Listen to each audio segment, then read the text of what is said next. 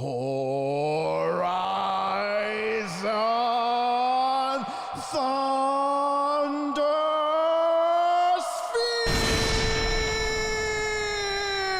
Hello, everyone, and welcome to the Knights of Last Call. My name is Derek Melinda, and thanks for joining me this evening. We're going to be talking about Pathfinder 2 archetypes as we continue into this series, which is finally seeing the light at the end of the tunnel as we make our way through the second half of the S's. There's a lot of them on our way to the back, the back last 24 or so archetypes. And then we have a few more to finish up after that. We skipped a few of the class archetypes because they were just so long. And of course, how could we forget that Phoenix tipped very generously back during the beginning of this program for us to do a custom archetype. That's right, the Zebra Wrangler, which of course will be coming here at the end. So, hello and welcome everyone. Let's see who we got in chat tonight. We've got Raging Wervin. Raging Wervin, I don't know that I recognize the name. Might be new here. Well, welcome, Raging.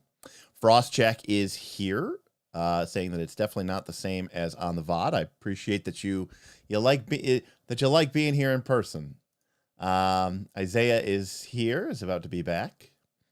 London is here. I went quick. Finish archetypes before Qian Xia comes out. Yes, got to get it done because otherwise it's going to be crazy. Big announcement today from Paizo, that not only is Qian Xia going to be 2 books, a world book and a character book. Hopefully they're not doing the Wizards of the Coast 5e thing where they they split what would have been just 1 book and they split it into 2 or 3 books. Hopefully these are full length, full size books. I thought that was a little strange, but hey, maybe there's just so much stuff in that area, and there's so much stuff that they want to do in that area that they figured it's worth 2 books. And of course, they're also doing a 4-volume adventure path set. So not really, that's a little strange. I don't know how that fits with their publishing schedule, but it is what it is. It's pretty interesting. Gabriel is here. Jules is here. Can't watch from EU time zone tonight, unfortunately, but have a good one. Well, Jules, hello, goodbye. Mike T is here. Shadram is here, showing their support with their nice, sexy blue badge. Thank you, Shadram, for the continued support. Teddy is here from France. Bonsoir, bonsoir. I was trying to think I was like, oh, is it morning in France? No, it's even later than there. So bonsoir. Thomas, 2 Scoops of Funk. Kragan asking about the item-based archetypes from Treasure Vault. No comment. Red Volpes is here as well, and Shadram rocking their KOLC emotes. Yes, it is 1 a.m. Well, hopefully you can hang out with us at least for a little while, Teddy. Appreciate having you here. So hopefully everyone is doing well tonight. I feel pretty good about everything right now. Pretty excited. Tomorrow, me and the Nice Last Call boys, me and Bob and Aaron, are actually going to be free. And are we going to be playing RPGs finally back into our Friday? No.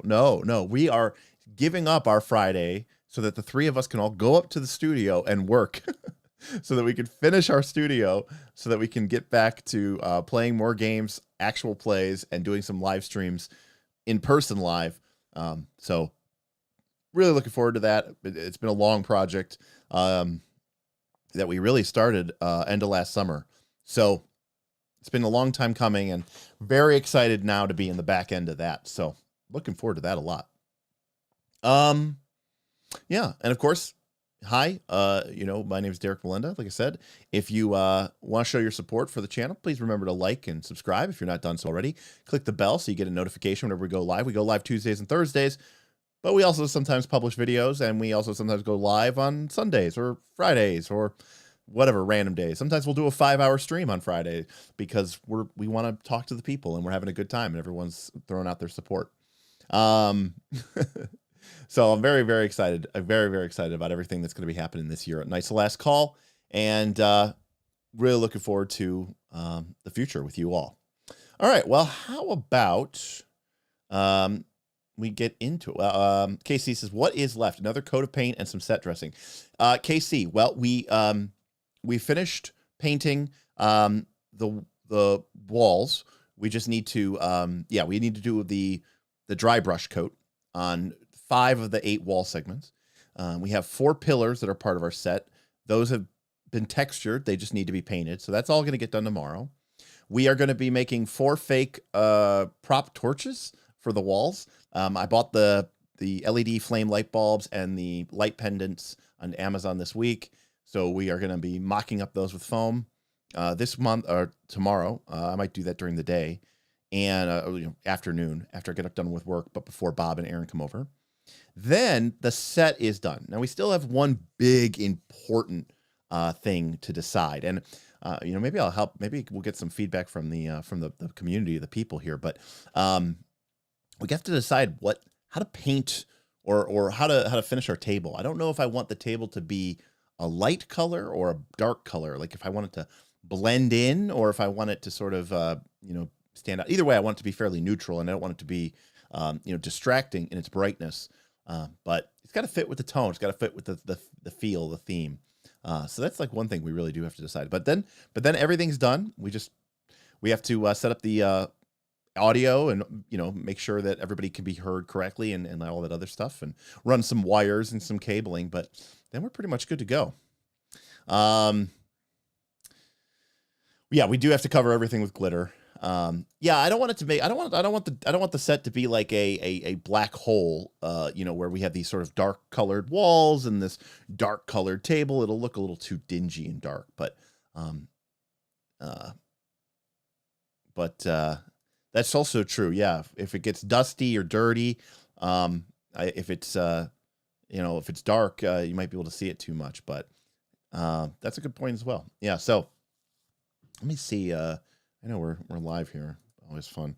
But like for those of you who haven't really seen what we're working with here, so like this is, let me pull this up here. Window capture. There we go. So this is the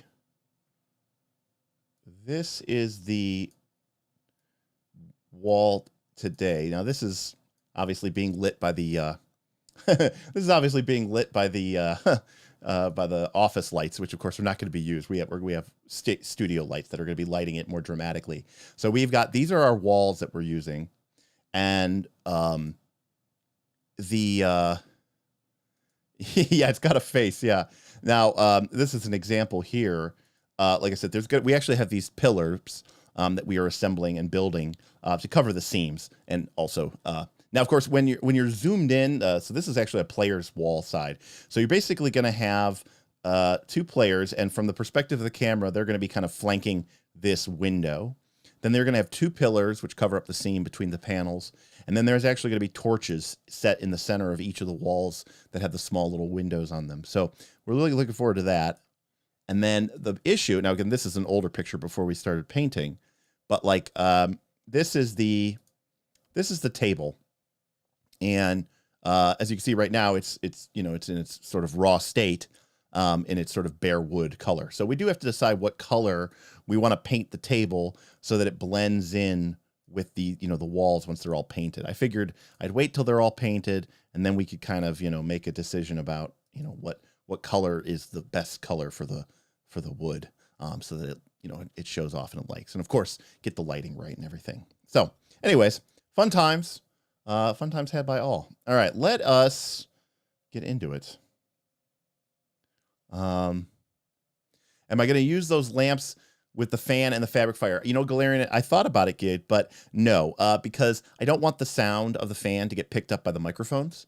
And so we're just using these LED bulbs that, kind of flow and do something inside of them. They look pretty cool. I mean, it's not the kind with like the fan, or you won't see the flickering flames of the torch, but that little fan inside of those, I think, would make for sort of an annoying buzz. So no, we're not using them. But they are LED flame bulbs, so they do look like there's a kind of glowing, flickering flame inside of them. So it's pretty cool. All right, let us figure out where we're at here. missed a couple of these streams thanks to cyclones and work. Any highlights in the next few weeks? Let's see. Well, overall, I would say the look, the archetypes have been okay. There were a couple disappointing ones, but there were some that were very strong. I thought some of the flavor on a lot of the classes was really quite good. I thought that the power level on a number of the things that we've covered, the Scout, the Scroll Trickster, the Scrounger, the Sentinel, I mean, these are all from last time. And we ended up with A's in the mechanics department. So Shadow Dancer and Snarecrafter, both B's.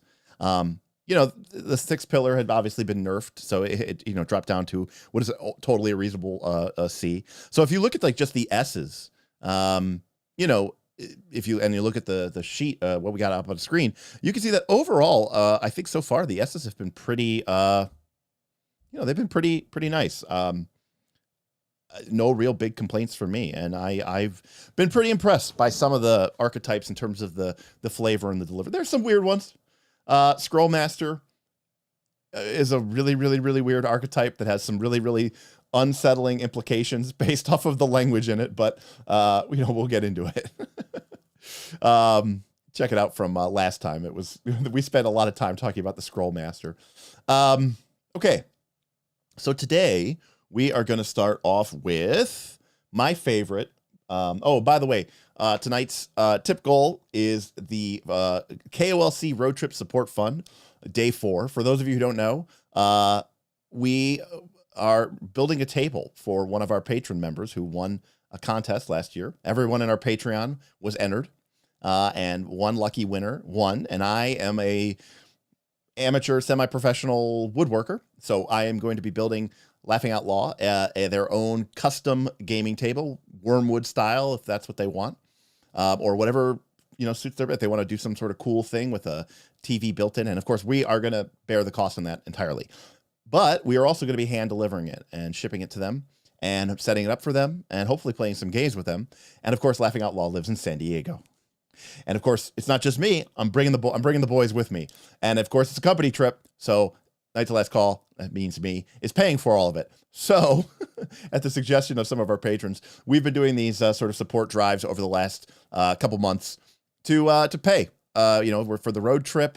We're gonna hit the road, pay for gas, pay for the trailer, pay for the hotels, the motels as we make our way across America, and hopefully have some extra time that we can use to meet up with some patrons along the way. It's sort of a fun road trip to get you out there, and I can maybe get a chance to meet some people and hang out with folks and share a meal or share a beer as we make our way across America to deliver a table to someone who joined a Patreon.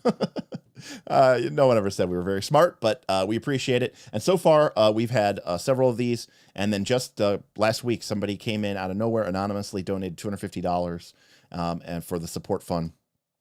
So that took care of a day unto itself. So we're up to the 4th day here. And of course, our super chat goal has to do with this. Sniping Duo, Guns and Gears, my least favorite book, and I hate guns. And we're starting off tonight with Sniping Duo. All right. Sniping Duo. Characters with the Sniping Duo archetype may choose their sniping partner at the beginning of the scenario without spending downtime. Well, that's very nice. All right.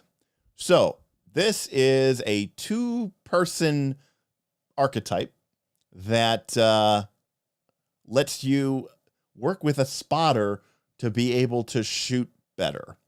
It's a little bit of a strange one. It's one of those archetypes that makes me go, why does this exist? But let's get into it. All right, what do we get for the dedication here? Get some music going. There we go.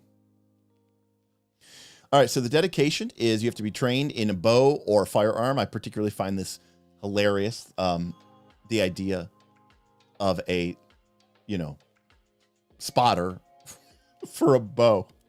I mean, okay, as a point of reference, by the way, and again, I'm not a military, ex-military or anything like that, but my understanding would be that the idea is that if I'm shooting let's say a sniper rifle or a very long range rifle, I'm talking about, many, many, many hundreds of yards. that it can be very helpful to have somebody who is also working with you in order to call out targets and keep a wider view of what's going on the battlefield, because, you know, you're talking about potentially focusing in on a target that might be a quarter or a half a mile away, and, you know, you're pretty tunnel visioned in on that. So that makes a lot of sense. Now, the idea of doing this with a bow, which can only shoot, you know, maybe a couple 100 feet, is pretty funny, to say the least. I totally no-scoped that goblin with my bow. Right, exactly. Bows don't have scopes. So anyways, when you take this dedication, you choose one non-willing. Hey, Shadram, thank you. Shadram's at $25. Planning a US road trip for June. Can confirm it's not cheap. Hope this helps. Shadram, that's awesome that you are making a US road trip. I'd love to. You should let us know in chat. What are you planning on doing? What are you planning on hitting up? That's awesome. I'm excited for you. Gabe says it's even funnier when you consider the APs that have tiny maps where everything is within 30 feet of each other. Yes. Kragan is saying the same thing as Gabe. I love it. All right. As if anyone enters more than fighter speed away. Okay, so when you take the dedication, you choose one willing non-minion ally to act as your spotter. As part of your training in this archetype, you train your spotter in the necessary habits and techniques to use your abilities automatically. So you basically pick someone and they become your automatic spotter partner. You only gain the benefits of your Sniping Duo feat if both you and your spotter are alive and conscious. You and your spotter don't grant your foes lesser cover from each other's strikes. Well, that's nice. You guys have learned to work together so that you don't get in each other's way of the shots. Yeah, that makes a certain amount of sense.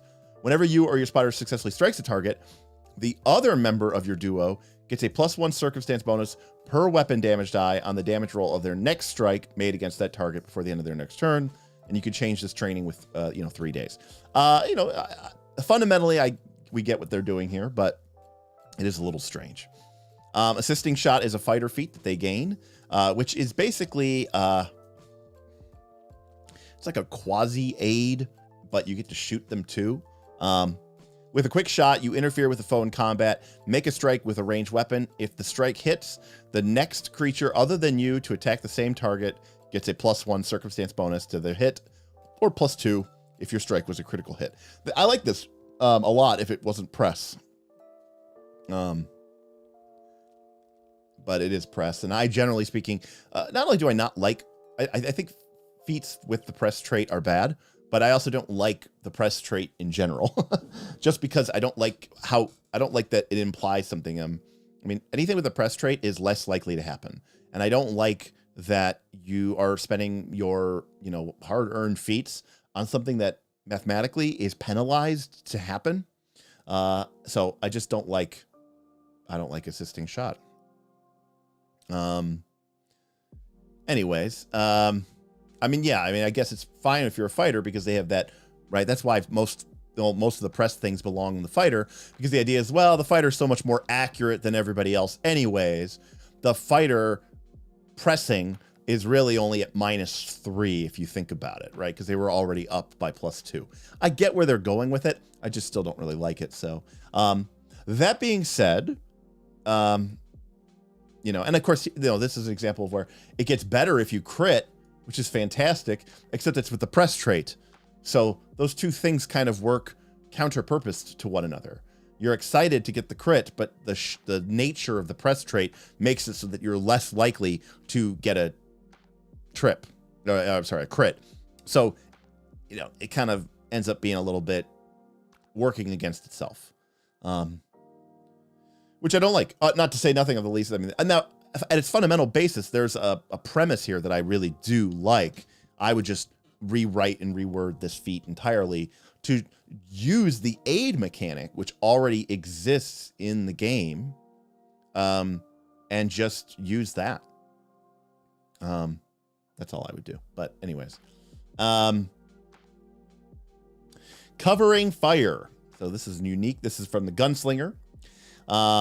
So we got 2 feats, one from the fighter, one from the gunslinger. Covering fire is, by the way, covering fire is really, really funny to me because because the guns in the game are,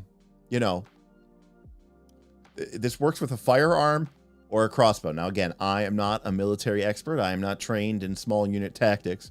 But my general understanding of covering fire is the idea of suppressing a foe through either, multiple volleys from, let's say, a unit of soldiers with guns, or a weapon that is capable of producing a significant number of shots, say at least something that is semi-automatic. But of course, crossbows and guns, these are single shot weapons.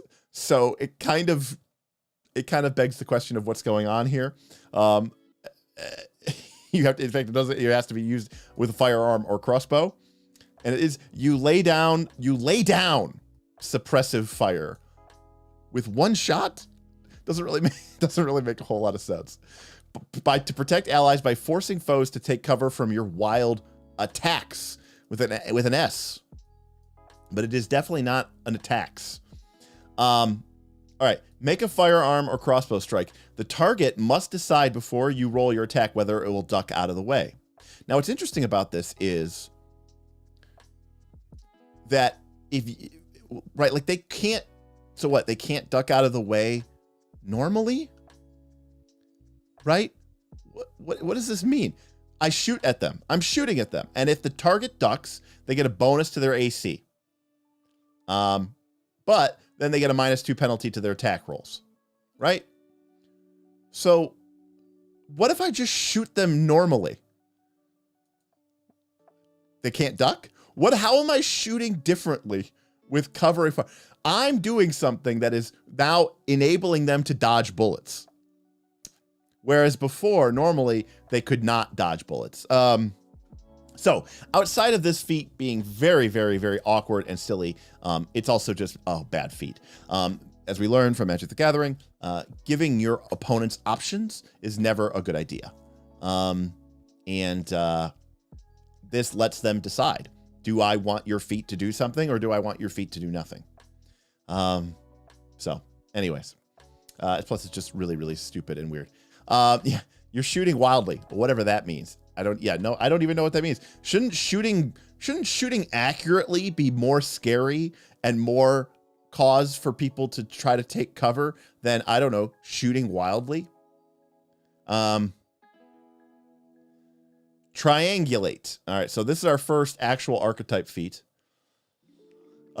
Your spotter's quick signals help make even difficult shots simple.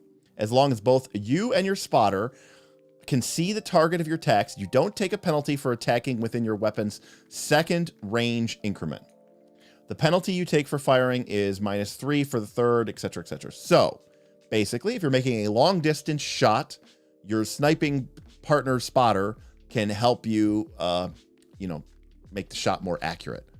All right. I mean, again, we're not talking about we're not talking about 700, 800 yard shots here, 900 yard shots. We're talking about bows, which, maybe might be a couple hundred feet or something like that. I don't know what the spotter is doing. There's no scopes involved here. It would work with, would it work with thrown weapons? I mean, it says it would. You have to be trained in bow or firearms in order to be able to take it. But yeah, I think this would work even with a thrown weapon. So that's pretty funny. Exploit opening. If our spotter critically succeeds at a strike against a creature, and that creature is within our first range increment, which is within 30 feet, basically, or not 30 feet, I'm sorry, within 100 feet or so, you take advantage of your spotter's devastating attack to follow up with your own punishing attack. Make a ranged strike with a -2 penalty against the target of your attack. This strike doesn't count towards your multiple attack penalty, and your multiple attack penalty doesn't apply to this strike. It's very strange because this is a reaction. You normally would not be suffering from a multiple attack penalty. But this is actually a very reasonably powerful feat. Obviously, you want your spotter to be someone who's going to be critting a lot, which probably means a fighter or someone who's making a lot of attack rolls so that they get a good chance of getting a critical hit. And being within the first range increment for most range weapons isn't going to be a problem. And essentially, you get to make, sort of a riposte as if you were a swashbuckler, but you get to do it with your ranged weapon, which is pretty good. I mean, you get a -2 penalty. I don't know why they decided to punish us for this, penalize this with -2, but this is a reasonably good feat. And I guess it's the idea that the two of you are working together, and when they crit, you get to follow up with an attack. So that's pretty good. Targeted redirection. You aim a shot. You aim a shot at your spotter, intending for your spotter to redirect that shot off their own weapon or shield to hit the foe from a better angle and avoid your foe's cover. I've said it before, and I'll say it again. I hate Guns and Gears, not only because it's makes no sense in the context of almost anything, but because it's very clearly, I don't know, it's very anime inspired, and I'm not a big anime fan. The idea that in any sort of game that we want to take seriously, that we are shooting our ally, right, Craig, I shoot my ally. What is going on here? Ford says, I love targeted redirection. It's absolutely ridiculous and makes no sense, but it's fun. Right. So this idea of like, oh, hey, listen, this person has cover.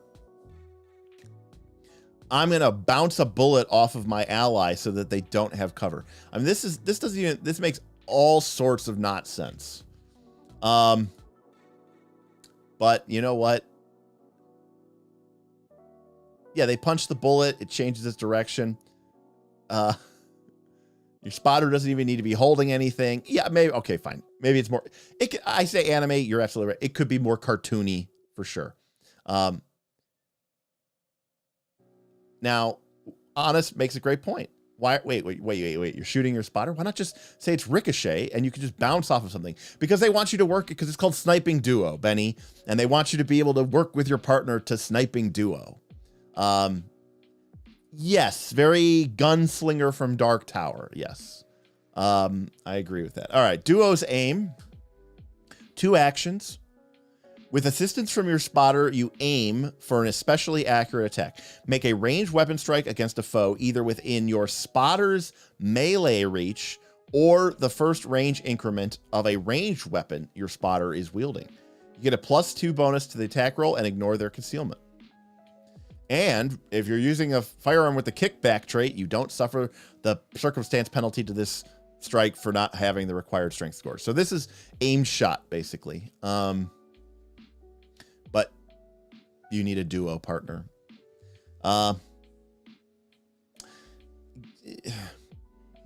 Giving up, I mean, there are better ways to get circumstance bonuses, but obviously the aid action is better, but giving up, making an extra accurate shot. I mean, if you want to crit, you need every bonus to hit you can get. And if they're, ignores their concealment. So if you're shooting at an invisible, a heavily obscured person, with assistance from your archer or your spotter friend, you can get around that. This one's okay.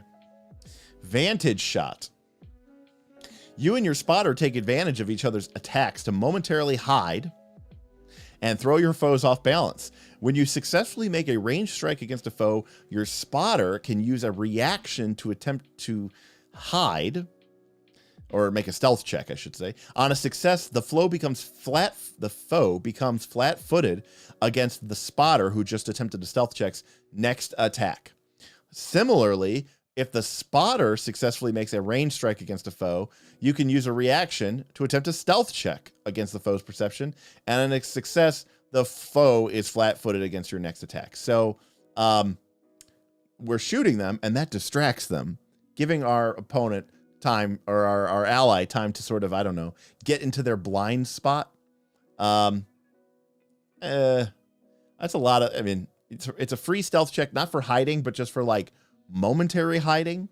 And it takes up your reaction. This one's not that great. Tag team. Okay. You or your spotter miss with a strike, and the creature is within the other person's melee reach or within their first range increment. Your skilled teamwork with your spotter enables you both to assist one another when you falter, using either's failure as an opportunity to strike. If you use tag team after your spotter missed the triggering strike, make a ranged strike against the same target with a -2 penalty. If you use this reaction after you miss the thud triggering strike, your spotter can use their reaction to make a melee or range strike. Strikes granted by this feat don't count towards you or your spotter's multiple attack penalty, and your or your spotter's multiple attack penalty don't apply to the granted strike. So again, we don't need this. It's a reaction. So this is very strange here, because this is basically saying, if my ally misses, I get to make a shot. And this one is saying if me or my ally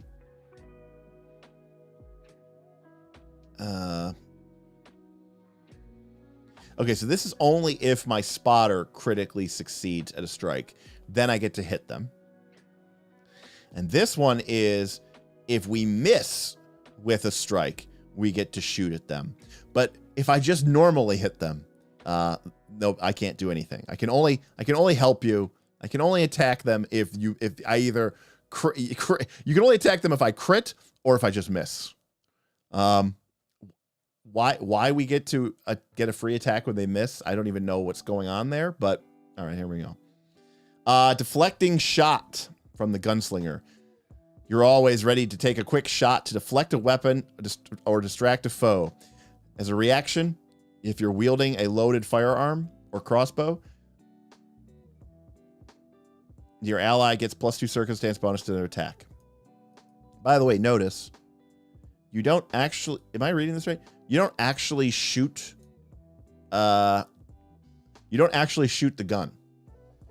It doesn't like become unloaded. So if I have a loaded gun and my ally is attacked, then I can use the deflecting shot to essentially give them a +2. Basically, I get to kind of like reactive shield them and give them a +2 bonus to their AC circumstance bonus. But it doesn't actually unload my gun, which is pretty cool. Doesn't make any sense, but it's pretty cool. Gunslinger feats constantly have me asking if I have to shoot for the reaction to work. It does not appear so, Red. There's nothing here that says that you need to. Unless that has something to do with the gunslinger. No. Okay. Eagle eyes. As long as you can see or hear each other, neither of you is flat-footed to hidden, undetected, or flanking creatures of your ally or lower, or to creatures of your level or lower that are using a surprise attack. All right. That's pretty good. All, you know, it's a little high, level 12, but all around pretty good. You and your buddy both get basically danger sense, which is not bad. All right, here we go. Redirecting shot. It's a reaction. Fortune. All right, trigger. An ally misses with a ranged attack that uses thrown or ammunition. The ally must be willing to accept our assistance. We must be able to see the attack's target, and the attack's target must be within the first range increment of our ranged weapon. If we're wielding a loaded firearm or crossbow, then, seeing our ally's attack go astray, we fire our weapon, you heard it right here, folks, to right its course. We shoot their bullet or arrow or throwing axe out of the air. Discharge your firearm and roll a d20. Your ally uses this roll instead of their own. And the attack ignores bonuses the target would gain from lesser or standard covers. I'm just going to leave this one here. Obviously, this is absolutely, completely nonsense. So yeah, it's good stuff. Concentrated assault. If me and my spotter both use the ready action and make a strike against the same opponent and choose the same trigger for that ready actions, resolve your attacks at the same time. Okay. Each of you can use the higher of the 2 attack rolls for your strikes, each using your own modifier. This is a fortune effect. If both are successful, total the damage for both attacks for purposes of resistances or weaknesses. So basically we each get to roll d20 and the 2 of us get to use the higher of the 2. I mean, that's 4 actions that's 4 actions and 2 reactions between the 2 of us just to both of us attack with advantage. So that seems a little pricey, a little costly, but you know, I don't know. Maybe it's worth it. I don't know. I'd have to do the math. I don't want to like, you know, I don't want to shit on it too much. Yeah, my bullets are faster than their bullets. Not to mention, to say nothing of what is ridiculous. Also, by the way, redirecting shot. I have to discharge my firearm in order to redirect the shot, right? If I want to shoot my foes, if I want to shoot my ally's arrow to redirect its course, I have to discharge my firearm. But if I want to deflect their weapon or distract them, I do not. So this is a mental bullet or a mental crossbow bolt. I also love the idea, by the way, that this redirecting shot could, I could be using a crossbow. So someone could shoot a bullet and I could hit it out of the air with my crossbow. The idea that we live in a game where they are capable of doing this at all, but yet somehow can still miss against a man-sized foe standing at 30 feet, begs all manner of sense and propriety. Yeah, this is a completely nonsensical, completely gamist archetype. This is one of the most gamist archetypes. Forget about the simulation. Yeah, absolutely. Honest says F for flavor. London says this is nonsense. Guitar Guy says mechanically and flavor, this seems to be good. Here's the thing. I don't really think that this is a flavor class at all. It's a mechanical class. There's no like tie-in to any sort of you know, lore or background or trope or anything like that. This is just a mechanical class. It's nonsense. It's ridiculous. But you know, yeah. Frostjack with a question. Do you think co-op archetype would be cool if it weren't about guns and a less ridiculous concept? I think the idea of sort of teamwork archetypes is a cool idea, Frostjack. I also think that it would be fine if there was an archetype that literally you and a different party member each had to take the same archetype, or two variants that are kind of combined together. I think that would actually be totally fine. Treasure Vault has a couple of teamwork items where you have to wield them. I think you can dual wield them, but I think the idea is that your ally wields one of the weapons and you wield the other weapon. They set you up, you knock them down. Granted, it's Paizo, so the weapons, the bonus you get for doing the whole thing is pretty minimal. Doesn't really, it's pretty weak, but I would be okay with that.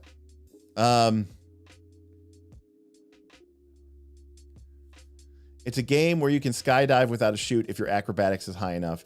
This is not a serious game that Derek takes way too seriously. Oh, okay. Is that the problem, Damien? Is that it? Okay. Well, they sure seem to make. I mean, I think you're right, Damien. I just think that it's they try to have their cake and eat it too. I mean, this is the stuff like this is just completely tonally out of whack with so much else that is in the game that it doesn't even feel like it belongs. It feels like it's playing a different game completely. I mean, tone matters. So anyways, I mean, there's some good stuff in here. I mean, that's long and short of it. Mechanically, the dedication is pretty reasonable. Triangulate is pretty okay. Some of the reactions are pretty good. Especially if you and another gunslinger are both looking to crit. There's a lot of great options here. I mean, if you and another gunslinger are working together and you both get to take double advantage shots, yeah, I mean, that's pretty dang powerful. So I can't, and you're going to get crits, and that's what you want with guns. You want crits. So I can't argue for the power for this. So, mechanically, I don't know. I think it's like a B. I mean, it works. It does what it says it does on the tin. It gives you a lot of stuff. But yeah. Cooperative Waffle, one of the most OP items in the game. Cooperative Waffles for the win.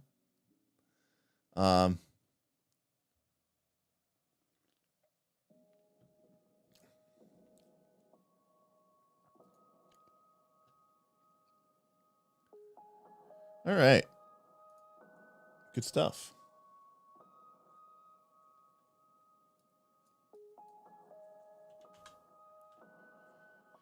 All righty. Let's see here. Honest says, C for me mechanically, it's duo, so very situational in the table scenario. You're always going to have somebody, Honest, in your party. I mean, that's not an issue. How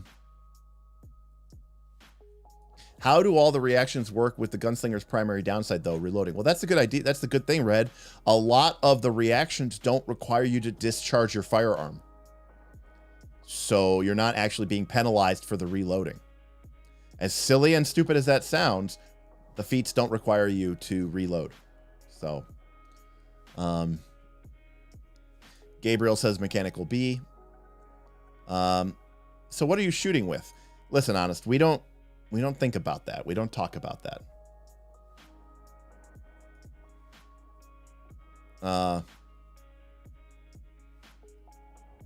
This game has the god of hold my beer. No matter what the writers may indicate, it's a silly game, a great game, but a silly game. I mean, I agree with that, but like I would rather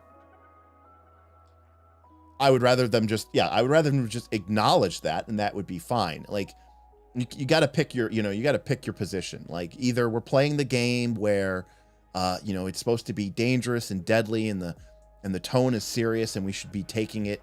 And we're kind of gritty and realistic with blades and armor, or we're shooting guns at the ground to launch ourselves up onto platforms, and then we're shooting bullets out of the air to redirect them, right? Like it's one of those two things. It can't be both.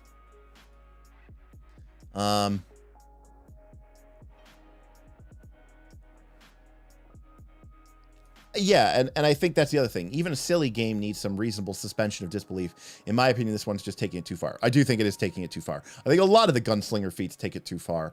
And I mean, I'm the first person I love superhero games. I love playing games that don't even have any attempt to suspend disbelief and are just completely gamist or completely narrativist. You all know that I love those games. I'm more thinking about the people who supposedly care about simulation and about things making sense in a grounded world, in a grounded reality. The idea that Golarion may be a fantasy world, but it's a real place, and there are laws of nature that apply, and physics and things of this nature still matter. I agree. Guns and Gears was designed by video games fans. Yes, Damien. It was designed by video game fans and sort of that over-the-top action-y style, which is, pretty popular in not just anime, but like, I remember that there was a movie that came out years ago where like there were these assassins and they could like curve the bullet by like twisting their wrist when they would shoot a gun, which is obviously completely insane. There's no way you're curving a bullet, but like curving a bullet is literally something that you would see in Pathfinder 2. Wanted, that was the one. I know it had Angelina Jolie. That was the only thing I really remember about the thing. But but that's where you're getting into this weird world of like, okay, so is this supposed to be like James Bond, the Bourne identity, or is this the Matrix? Like, which is it? And you gotta pick a lane, and you gotta stand onto it. All right.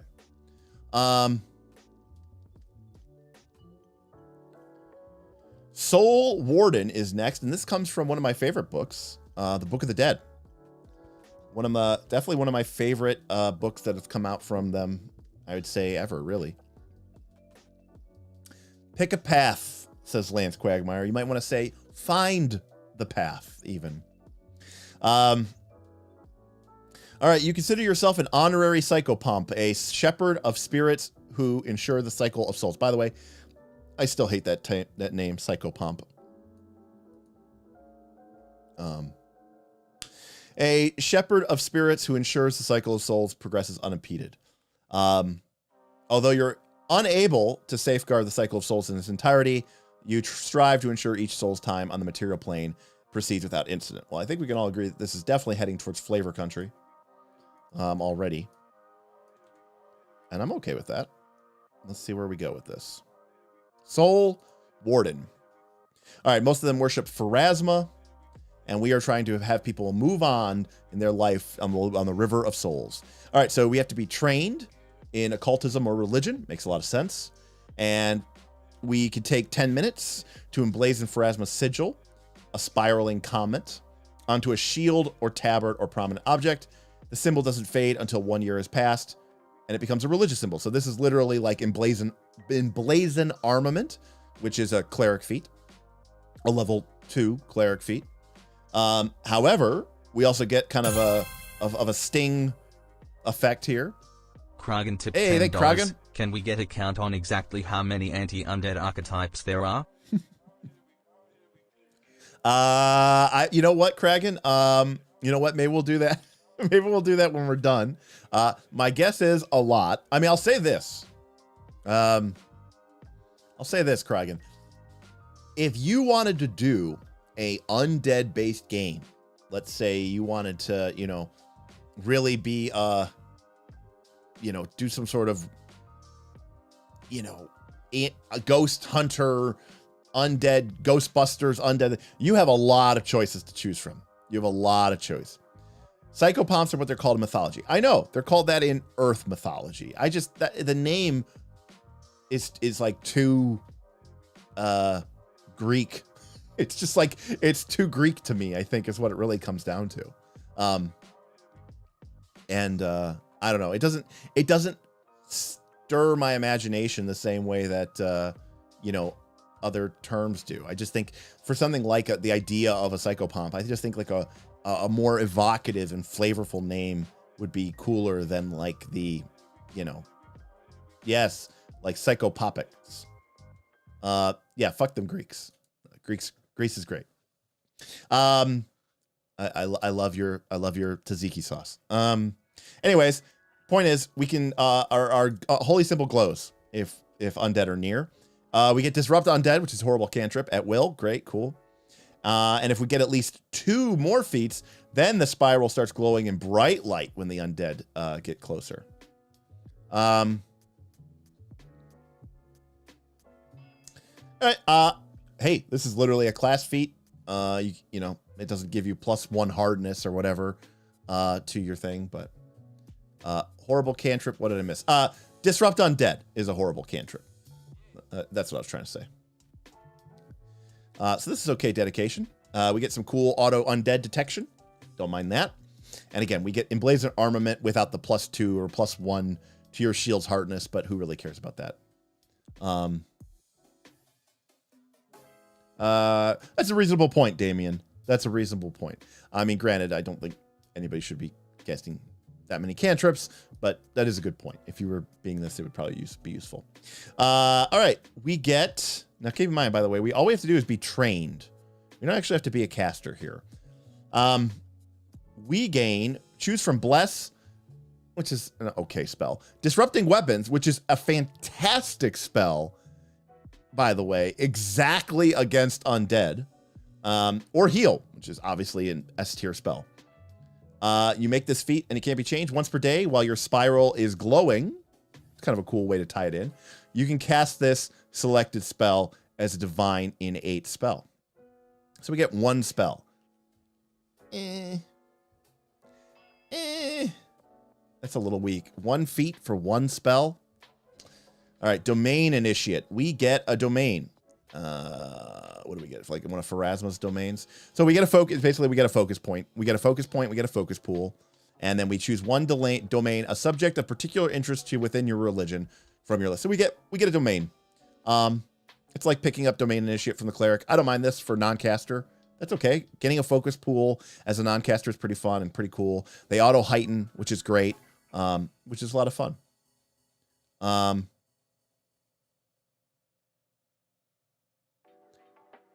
Does that 1 spell scale up? It's an innate spell. I think innate spells scale forward. Could be wrong.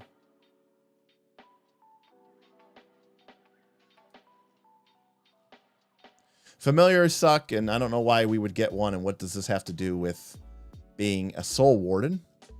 I don't really associate that with having a familiar. So that's stupid. You take it so that you could take they have it so that you could take the Psychopomp familiar. Your familiar becomes a Psychopomp, an extraplanar guardian of the cycle of souls. This familiar continues to use all the same rules as familiars, which is fantastic. There you go. Innate cantrip scales, leveled spells don't. So these do not, this heal spell does not level up with you. So that's pretty sad. All right, we get a Psychopomp familiar. That's fine. Liberate soul. Can we actually do what this thing is trying to do here? Okay.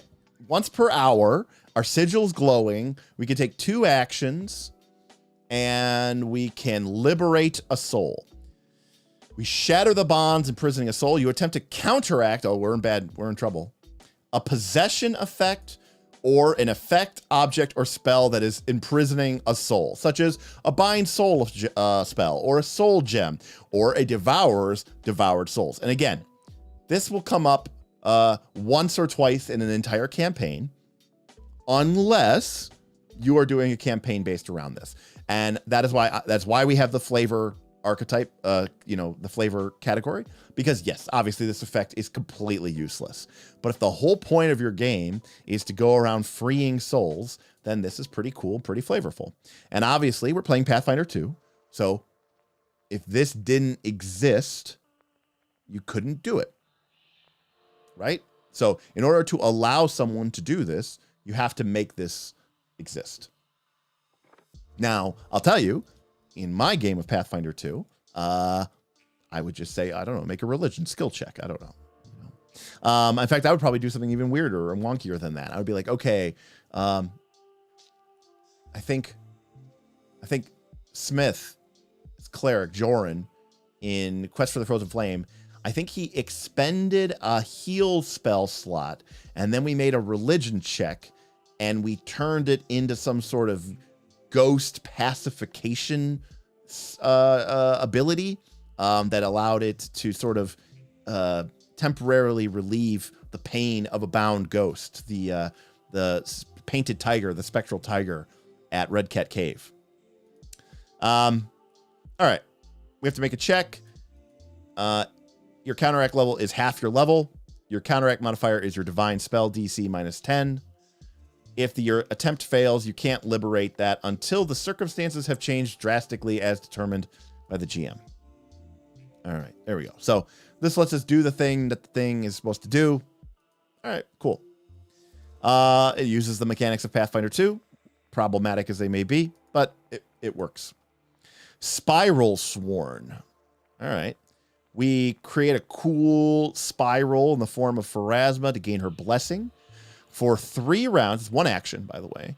For 3 rounds, our strikes and spells deal additional damage against undead creatures. Against undead, comma, creatures in possession of an imprisoned soul, comma, or creatures you have witnessed create or command undead. So again, for our purposes, this is basically everybody that we would ever be going up against. We get a status bonus to our strikes against these creatures equal to the number of weapon damage dice. And spells we cast from slots gain a status bonus to damage equal to the level of the spell.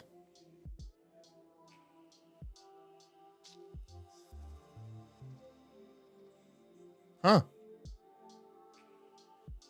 And if our spiral is glowing, we could target a willing creature in its light. And if you do, that creature gains the bonuses instead of us. So we can grant these bonuses to a fighter or to a sorcerer. And it lasts for 3 rounds, and it's 1 action, and we can do it once every 10 minutes. Again, hyper-focused. Again, only against undead creatures who are smuggling an imprisoned soul, or against someone who we have personally witnessed create or command undead. But that's a really powerful, cool ability. I mean, gaining a +2, 3, 4 status bonus to damage on strikes, all strikes, is really good rate for no spell slot and a single action, and it lasts for 3 rounds, and we can do it every 10 minutes. That is really good action economy. And then a +1 status bonus per level of spells. Like, wow, like that's very powerful.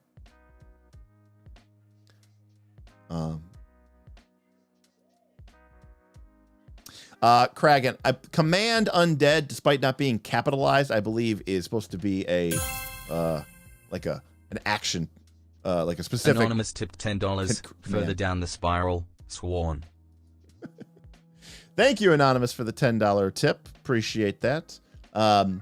Further down the spiral. Thank you for that. All right. We get an enhanced familiar feat, which I don't really care about. We get more domain usage. We get the advanced domain. We get one from the alternate domains. Yeah, that's it. Which is fine, you know. Mighty Dave, you forgot to put your name in. Thank you, Mighty Dave. Further down the spiral. Mighty Dave never misses a good archetype stream. By the way, Mighty Dave, did you vote in the champion channel for how we're going to do the All Derek's Bookshelf ranked? You know, it's only available to champions. Safeguard Soul.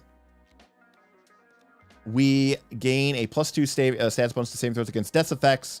Whatever. Also, we can't be transformed into undead by any means. I like that. Again, that is a very cool flavor thing. Right? I like it. Expand the spiral. Oh my God, look at that. You remember that awesome broken ability there? The Spiral Sworn? Now we can expand it. If we spend 2 actions when we proc it, it grants it to all of our allies. Holy shit. That's pretty great. Here's the advanced domain. Okay. Wow. I mean, yeah. I mean, this does it, right? Let's think about this from a perspective of flavor. We are basically trying to take out undead, people who create undead, people who capture spirits, people who misuse spirits because we want the natural course of life's death to proceed on. So we get the ability to find undead. We get the ability to detect them. We get some random domain focus points because it's, you know, divine. We get we get this clearly flavor only ability to exactly do that, to liberate. And then we get this unbelievably busted, awesome, powerful mechanic. This sort of like party-wide undead rage that really lets us kick undead ass and take names.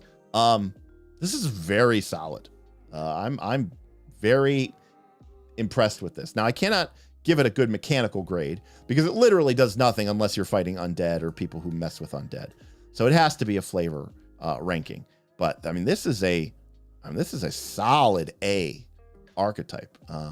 Very fun, very good. I think if you have a campaign that is kind of based around dealing with or fighting with against undead or necromancers or anything of the like, you're going to get a lot of good mileage. And I think you'll also have a lot of fun with that character, flavor wise, because, you know, you're this person who is bringing these tortured creatures peace and allowing them to pass beyond. And so it's very flavorful in your role playing, as well as in, you know, playing the game and actually being mechanically effective. So, all right. A Knights of Last Wall, not to be confused with Knights of Last Call. A Knights of Last Wall campaign would be really great for that. Awesome, in fact, right? That'd be perfect. Very fun. In fact, I would almost argue that it could almost be busted. It could be broken if all you're fighting are, you know, these type of things. Shadram, oh, I didn't even know about that vote. I'll vote. I just voted for everything because more content. Have you guys seen the new Chin Sha release announcement? Yeah, Guitar Guy Nick, we talked about it a little bit at the start of the show.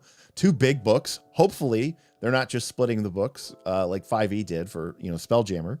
But hopefully it's just because they have so much they want to write and talk about, which is interesting. There's a character guide and the world guide. So hopefully we get mechanics in one book, flavor in the other book. That might be a cool way to do it. And then they're doing a 4-volume adventure path, right? Mighty Dave, it's in the Champions chat.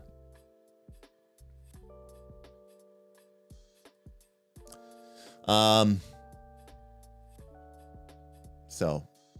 hey, you know, listen, I'm a fan of Amiko Kaijitsu, and you know, hey, I like a good Tian Xia. Playing a Legend of the Five Rings campaign right now. So now I can finally play, as Damien was telling me on the Discord, I can finally play Legend of the Five Rings Pathfinder style. I think someone mentioned, Gabriel mentioned Abomination Vaults Catholic. So I think there's a lot of, it's not all ghosts and spirits and Abomination Vaults. There's quite a bit of abominations and aberrations in there as well, but there's a good amount. I think you get good mileage. certainly through the first couple of levels of Abomination Vaults, especially what level's the library? Is that level 3? Yeah, level 3 is the library, I think. Or is level 2 the library? I don't know. Level 3, I think. Anyways, yeah, level 3. You get a lot of good use out of that. Imshell, I assume this is not an alphabetical ranking. It is an alphabetical ranking. We started at A's and we're making our way through up through S's. Oh, the new Tian Xia one, you mean? Oh, okay. I don't know. Okay, I missed if they had any details about what the new Tian Xia adventure path is going to be. I missed that. Gabe says level 3 library, running the game right now. Yeah, Canker Cult is no joke, by the way. I think level 3 of the Abomination Vaults might be my favorite Pathfinder adventure thing ever. So just need to make everything bigger. Double the size of everything. But yeah, no, level 3 of Abomination Vault book 1 is really, really good.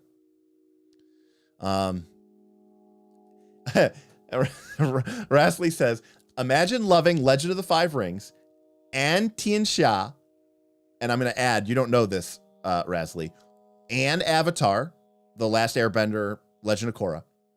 Imagine loving Legend of the Five Rings, Avatar, Last Airbender, Tian Xia, but hating anime. And you have me. I do not like it. That is correct. I find it unwatchable. Did you run it with ghoul paralysis too? I did. To my everlasting horror. Actually, that kind of changed my whole philosophy. Like, I mean, I always knew that I didn't like those effects, but in Pathfinder 2, it became like more important to me than ever. Like, taking away people's actions is totally realistic. It's just also very horrible and not fun to play. So I kind of cringed on it a little bit by the end of it because I felt really bad. All right.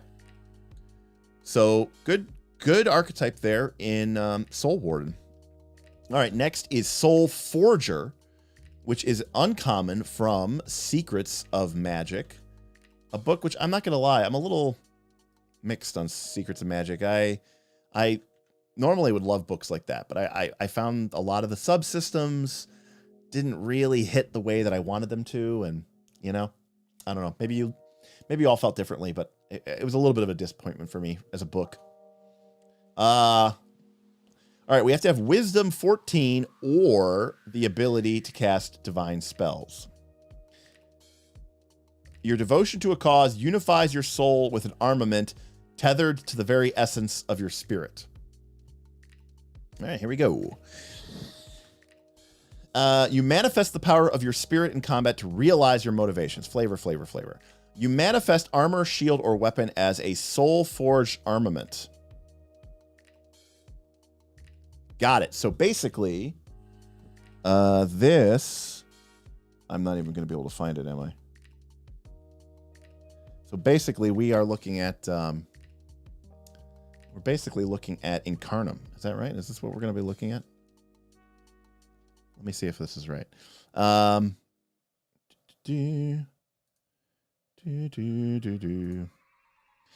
have a question here from Frostjack. Is there any anime that you watched that you haven't totally hated? Well, let's see. It depends. Well, I mean, in terms of classic, as a teen, I own, actually, as an adult, I own Record of Lodoss War, which is, I think, awesome. But outside of that, is there something that I like? I don't think so. Probably not, no. But Lotus War, I thought is really awesome. You know, Parn, Deedlit, all that jazz. I'm a big fan of that. Maybe we'll do a Lotus War sort of breakdown one day. Okay, so by the way, for people who don't know, this is what this is probably, by the way, totally going to be. Is there was a book called so I'm bringing it up here. Hold on a sec. Okay,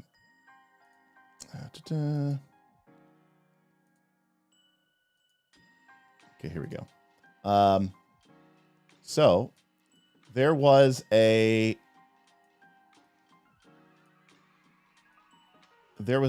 book released in 3rd edition called the Magic of Incarnum.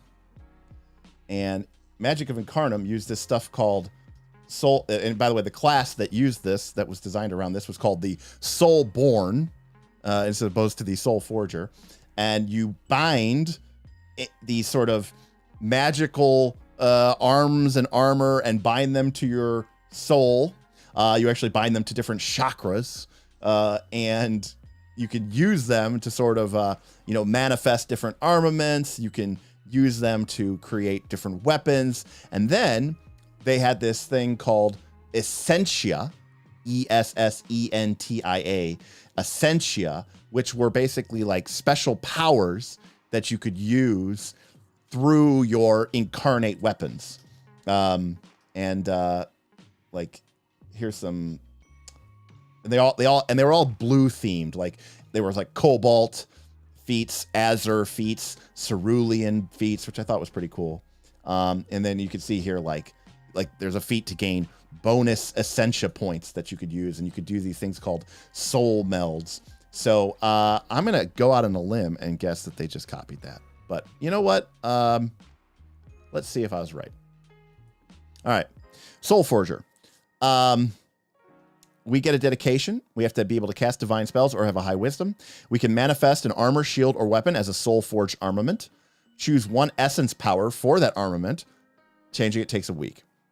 One action, we can manifest our armament, summoning a weapon or shield if we have the hands free to wield it, summoning armor if we're not wearing armor. Effect, we immediately wield it. All right, once per day, when you use this ability, you can manifest the armament's essence form.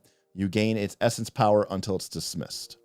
As a soul flare, if we make an attack with a soul forged weapon or shield misses a creature, or a creature hits you with an attack while you're either wearing manifested armor or we have our manifested soul shield raised, we strive to change the outcome with sheer zeal. We get a +2 status bonus to our attack roll if making an attack, or to your AC if you were hit. This can change the outcome of the roll. If this bonus turns your missed attack into a hit or a hit into a miss, attempt a DC 5 flat check. If you fail, you lose your soul forged armament. Well, that'd be embarrassing to just, lose your armor in the middle of combat. There's a 20% chance of losing your armor. Yes, status bonus to AC is really, really good. The protection spell or circle protection, granted, that would probably be pretty good. But that gives you a +1 status bonus to your AC. And circle protection, by the way, lasts an hour. So it's a pretty good spell that most people should have up. And it doesn't need to scale because it doesn't scale. And it's only a level 3 spell. So by the time you're level 10 or 20 or 10 or 12 or 13, you should have hundreds of scrolls or at least dozens of scrolls of circle protection. And everybody capable of casting divine spells should just pop them every hour while you're out actively adventuring, because that's the easiest way to get a +1 status bonus to your AC that really can't get anywhere else in the game, except for Inspire Defense from the Bard, which could be better, but obviously requires a lot of actions and skill checks on behalf of the Bard. There's also Divine Aura, which gives you a +2 status bonus to your AC, but it is sustained only from the Cleric. Also, it's like a level 8 spell, so it's a little bit tougher. Anyways, it's a little awkward that you might lose your armor. That's all. By the way, did I miss something? Do these armaments do anything special here? Okay. No, it's always magical. It's stored extra dimensionally. Okay. All right. Wizard Abjuration also has a focus spell for +1 stat AC. Nice, Gabriel. I actually did not know that. Pretty good.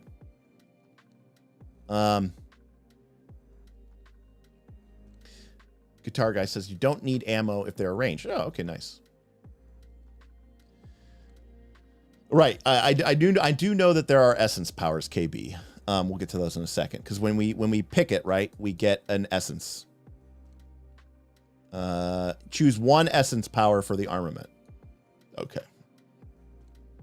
I'm just saying this Soul Flare is a little awkward. I mean, obviously we can just spend an action in our next we can spend an action in our next turn to bring it back up, but it'd be a little awkward to lose your armor in the middle of all the monsters' turns. That's all I'm saying. Anyways, Rapid Manifestation is a free action. We roll initiative or a hazard attacks you. We can manifest our Soulforge armament. This is the feat that you take when you're like, there's no practical reason why I shouldn't just have my armor or weapon or shield out. Everyone else does all the time anyways, and it's never anything. But I want to be cool, and I just want to be able to immediately have nothing out, and then boom, my lightsaber, I mean my Soulforge weapon, is in my hand. Soul Arsenal. We choose an additional armament of a different type. So if we had an armor, now we can pick a weapon. If we had a weapon, we can pick a shield. When we manifest, we can summon any number of our armaments.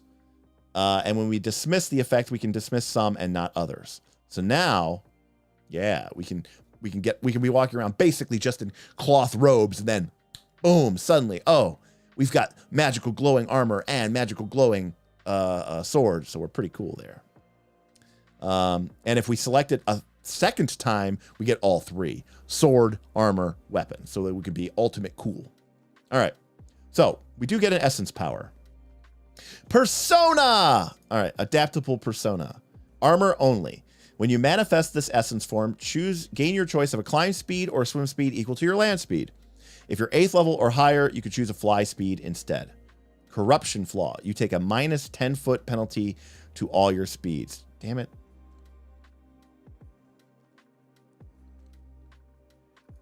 How did I miss corruption? If you behave in a way that acts or directly opposes or hinders the motivation goal in your soul path. Got it. Okay. So it's like an anathema. Although we do get to make a will save against it. Okay. If we are in stage 1, we suffer the armament's corruption flaw. And then it gets worse and worse and worse. Okay. So just don't go against that. All right. So, and again, this is a reminder. Once per day, we can gain the essence power. So it's only once a day. Is that right? And then after a minute, we lose that. So once a day for 1 minute. And then that armor or sword goes away. We have to re-manifest it, but it doesn't have the essence power. So it's only once per minute per day. All right. So once per minute per day, we can gain fly. Okay. Doesn't seem that great, but all right. Bounding Spirit, melee weapon only. The weapon gains thrown 30 and has returning. Ooh. Okay. I guess if your character really wanted to start throwing their long sword or great sword around, they could do that now. Fine, I guess. Deep-Seated Fear. You get a +2 status bonus to your initiative checks, or intimidation, checks, and don't take any penalties for not sharing a language when demoralizing foes, as long as they can perceive your armament. When you manifest the essence form, you can attempt to demoralize an enemy who can perceive the manifestation. So basically, when you pop out your magical armor or magical weapon, you get a free demoralize. And you get a +2 status bonus to intimidation checks, which again, heroism would give you as well. But you know, you're getting this for free, and a lot of people make demoralized checks. This isn't bad. Not great, but it's not bad. Determined toughness. Any status penalties you take from the following conditions are 1 less than their actual value: clumsy, drained, enfeebled, frightened, sick, and stupefied. It doesn't actually change it, but if its effects are lessened. That's not bad. Again, it's only for 1 minute once a day. So, and we have to manifest that item, which means if we didn't already have that item manifested, we'd have to dismiss it, right, as an action, and then remanifest it as an action. So it would actually take us 2 actions to do that. It's not great, but we can harm. And our strikes deal additional 1d4 negative damage. Healing Grace. We get fast healing equal to half our level, and we can heal once, automatically updated. Yeah, that one's not too bad. They all come online as 1 action. So Guitar Guy Dick, you don't have to dismiss the already existing weapon.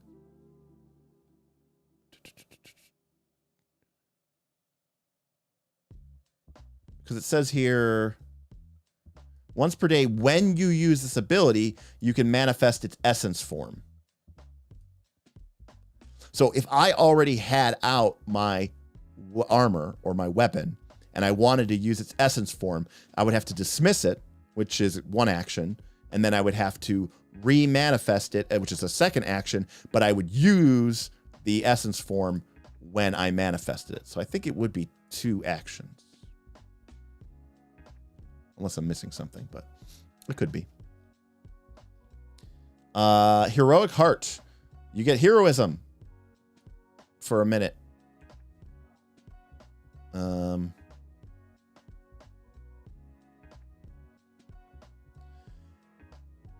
Magical resilience. Armor or shield only. You get a +2 status bonus to saving throws and ACs against spells. And if you're 5th level or higher, you get Dispel Magic once as an innate spell. This isn't bad.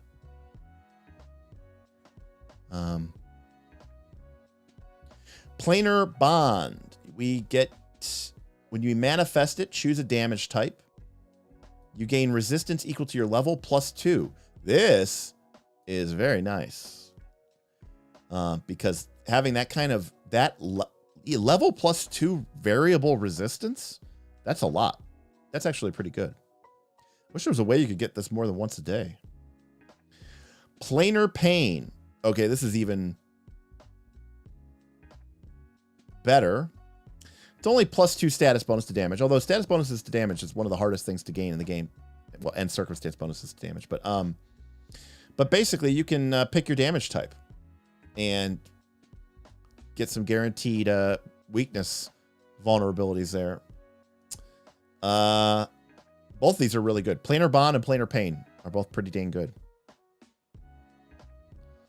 I almost feel like Planar Bond is actually maybe better, but Planar Pain is damn fine too. Pull of Stasis, weapon only. Anytime you hit with the weapon, the target takes a -10 foot speed penalties for 1 round. Again, it's for 1 minute, once a day. Man, there are so many of these. Reflecting Spirit for armor shield only. +2 status bonuses against physical range attacks only. And if it misses, we can make a reaction to make a ranged strike back at the person who shot it at us. And Resolute Defiance, shield only. +2 to its hardness. Temporary hit points equal to our level +2. If we don't have shield block, which we would if we're taking this, we gain it when it's manifested. George, hello, welcome. Boy, I'm kind of in the dark on this one, folks. I don't know if I want to call this flavor or mechanical. It feels like it's more of a flavor thing, honestly. This seems to me more about being cool than anything else. But I could be wrong. So what do we think about the Soul Forger? Is this a... You know what? I'm going to say that this is both. So we're going to grade this thing as if it was both. So let's start off here with the mechanics side of it. What do we think about the Soul Forger? Now, I don't think this thing is particularly good or bad, but you know, I'll let you all kind of choose. Yeah, we're gonna call it both Catholic. We're gonna say that some of our times we get things double grade here.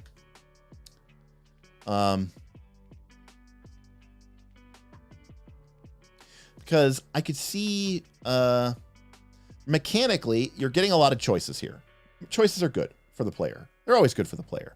You know, the whole business about being able to bring your armor back and bring your armor, yeah, whatever. I mean, that I consider that not really to be something valuable. That's more flavorful than anything. But you know, there are obviously circumstances where that could be very useful. The real question is, you know, how much value are you going to get out of these essence powers? Because if you have a sword, shield, I mean, if you go this route, you're going to want to end up with a sword, a shield, and a weapon. You're going to want to end up with, you know, the soul arsenal ×2, right? At level 12 and have all three, because then you can get 3 essence powers, which you can change. I think what is it? 1 week? Yeah. So you get these 3 powers, which are kind of cool. Some of them very powerful. I thought the planar bond and planar pain, both very powerful. Reflecting spirit isn't bad.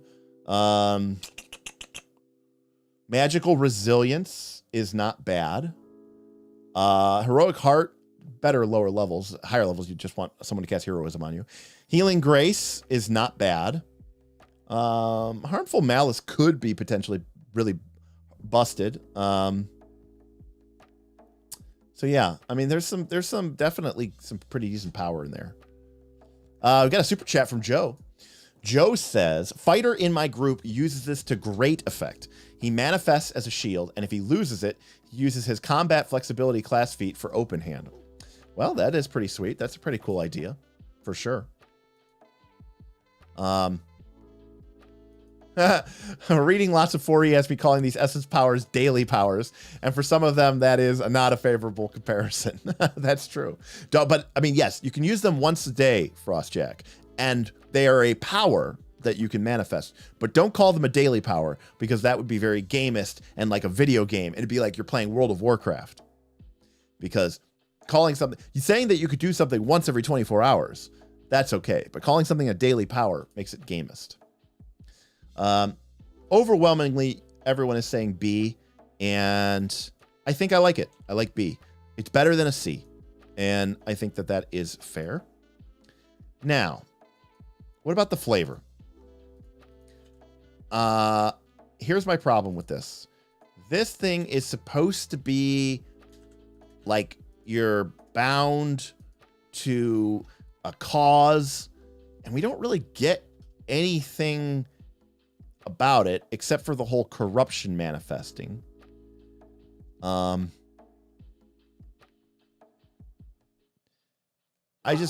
feel like there's like an element here of being like a champion, but it doesn't really seem to be as, you know, prevalent. I don't know. I feel like the flavor is weaker.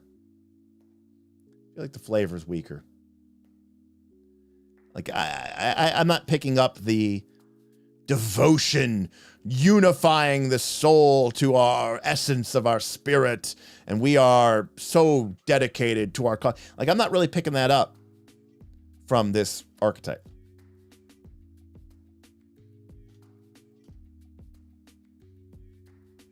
Yes, Shadram, I think I agree with you on the flavor. I'd like the flavor better if that was the case. I agree with you. All right, well, the majority say B, but I am going to override the majority here. And there's a lot of you that said C, and I am going to go with C for flavor. That's just where I feel like it is. I just feel like it's fine. It doesn't deliver the punch. I agree, JG. I think JG said it really well here. The flavor is, this is really cool, not this is very flavorful, which I agree. As long as it's higher than Mindsmith. Well, to be fair, Mindsmith did get a D mechanically, but you know, there's a certain kind of a Mindsmith kind of comparison there, flavor wise. If we're being honest, I do kind of feel it that is the case. All right, Spell Trickster is up next.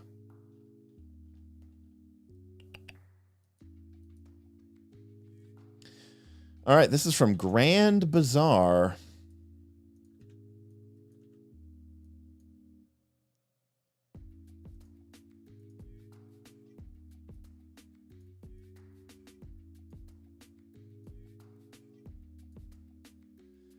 All right. All right. By the way, I just want to say thank you to everybody for hanging out with us tonight. If you're enjoying the show, please feel free to like, comment, subscribe, ring the bell so that you know when we're going live next. And of course, if you want to show your support for us or the channel, go ahead and take a look in the link below the description. We have a link to our Patreon, which you can join to show your support for the channel, join our Discord, get a bunch of benefits from being a part of our Patreon. We also have a link to our Drive-Thru RPG affiliate link, which doesn't cost you any extra money, but puts a couple, cents into our pocket every time you buy something from Drive-Thru RPG. So if you want to check that out, we appreciate that as well. And of course, thank you to everyone who is tipping and super chatting tonight. We really appreciate that, and that helps fund these streams and keep everything going. And of course, a heartfelt thank to all of our patrons who keep us going and supporting us. We are, to my knowledge, the largest, I don't know, Rules Lawyer might have passed us up. We were the largest Pathfinder 2 Patreon, but we're coming up on about 300 people, which is crazy for people who've been around. People who've been with us for the beginning, you know that's crazy. It's crazy that there's that many people that even like me. That's the really crazy part. Kind of annoying. All right. Spell Trickster. Dedication. We have to be able to cast spells, and we have to be trained in one of the casting spells things. We let to specialize in casting spells, customizing familiar spells to create novel effects. Whenever we gain a feat from this archetype, we modify the effects of a single spell, or we change one of the modifications from a previous feat. Every time we cast a spell, we get to choose whether to cast the normal or the modified versions. Okay. Choose up to 2 4th level Spell Trickster archetype feats for which you meet the spellcasting prerequisites. You gain those feats ignoring their level prerequisite. Okay, so we get 2 feats when we choose this feat, which let us use spells differently.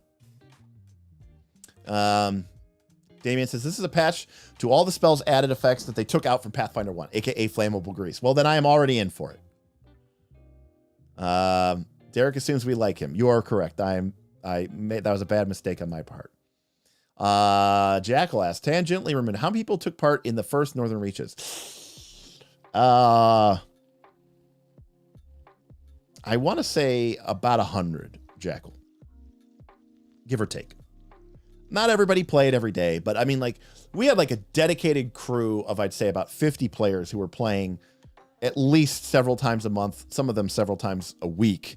And then there were probably about 50 more players who might play once or twice a month, or a couple people that played more at the beginning of the season, and then they got busy and they didn't have an opportunity to play as much at the end of the season. So, but I mean, I think our total PC, some players did have multiple PCs. I think the final total count for PCs that were active in Northern Reaches, which means that they went on at least one adventure, I think was like 175. How do I compare to No Nat Ones in terms of what, George? Subscriber count? Way, way, way less. All right, Agile Hand. When you can get, by the way, this archetype is going to be called Stuff That Derek Lets These Spells Do Anyways, for free because it's cool. But now you can do it legally in Pathfinder 2.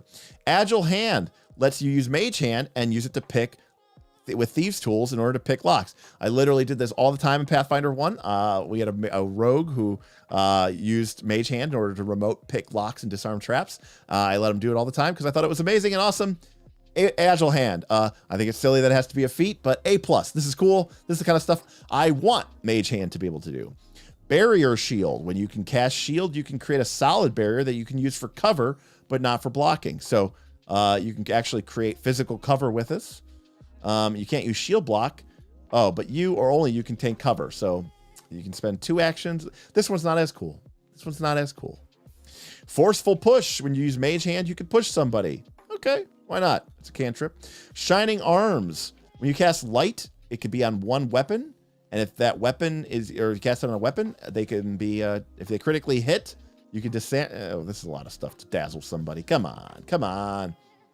Summon ensemble. When we summon instrument, we can go to a duration of 1 minute, and we can summon a number of instruments equal to our spellcasting modifier, and we can distract people. They become flat-footed. Woohoo! Tracing sigil. Oh man, we get to modify the sigil spell. That's sick. Wild lights. Dancing lights is even better. It's a single floating light in the shape of a tiny creature, and it hovers near our head. Awesome. All right. Animate net. Animate rope is now better. It can be flat-footed and escape. Okay. Okay. We got a lot of stuff here. Mirror image is better. Disc rider is better. This lets us actually ride our Tensor's floating disc, which is crazy that they didn't let you ride your Tensor's floating disc. If you try to put yourself on it, if you put a conscious person on it, it dismisses. If you put an unconscious person on it, it's fine. I hate that so much. I hate that so much. The idea that I have to take an archetype to be able to put a person on a Tensor's floating disc is outrageous. Oh, obscuring mist can be used to now put out fires because it's, you know, a dense cloud of mist and fog. Obscuring mist can create a thick fog, making it difficult to see the ground. The area within the fog is difficult terrain. It's pretty good. Uneasy rest. Ooh, when they wake up from their sleep, they're frightened. Volatile grease. Oh man, it makes them weak to fire. Weakness 2 to fire. Oh my god, it increases. I could cast a level 9 spell. I could, instead of casting Wish, or not Wish, that's 10 in this game. Instead of casting like Wail the Banshee, I could cast a level 9 Grease and just hit somebody with a weakness 7 to fire. I love it. More stuff for Sigil. More stuff for Mage Hand. We're going all the way up. Fireball is 2 different bursts. Let me be clear about something here. I love all of this. I do. I actually do love all of this.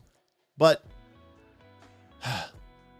the hurdles we have to go through in order to get to this stuff just doesn't seem right, you know? Just doesn't seem right.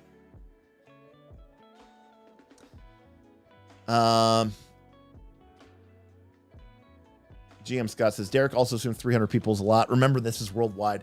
300 out of 8 billion. Way to keep me humble. Thank you. Derek actually... Oh, I'm not going to say that. Thank you, Boothby. Was Jalmiri Heaven Seeker skipped? Imshali, no. It was not. We have a bunch of... Oh, gosh. We have a bunch of... Oh, God, what did I do? We have a bunch of... Oh, it turned on all the old stuff. That's funny. We have a bunch of stuff hidden, is what's happening here. We have a bunch of stuff hidden from earlier on in the stream. So like that's all of the archetypes right now. We hid the first half of them because we didn't want everybody to be completely overwhelmed with all the number of these things. So that is what's going on. Hey, Anonymous tipped $25. Love that you're still humble. Appreciate the $25.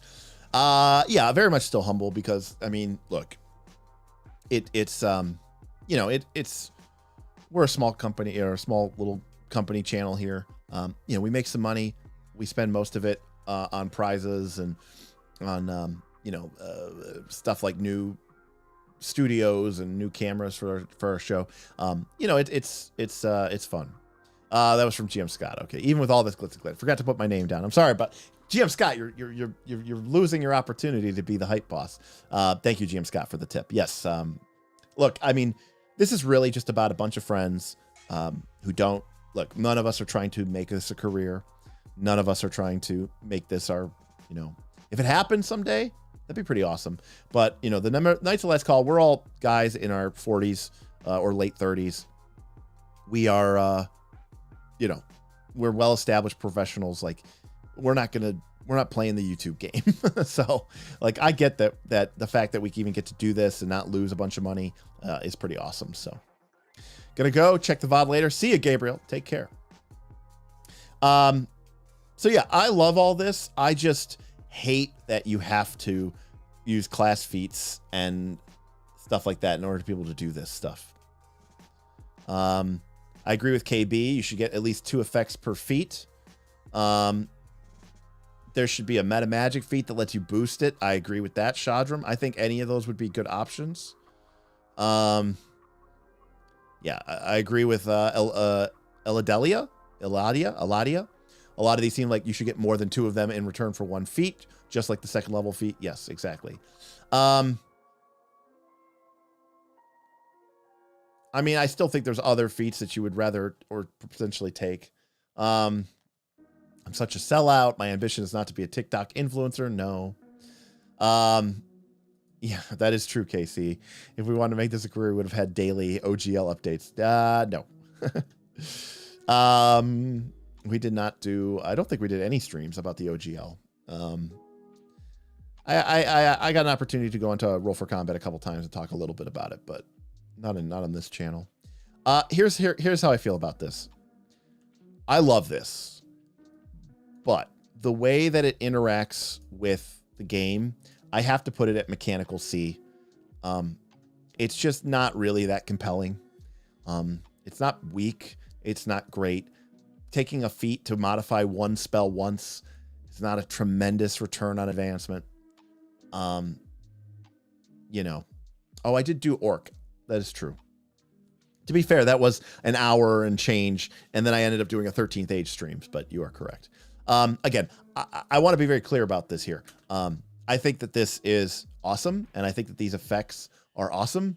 I just don't think that the way that they implemented it is very mechanically compelling. Now, the good news is it's Pathfinder 2. You don't really need any of your feats anyways, so do what you want to do.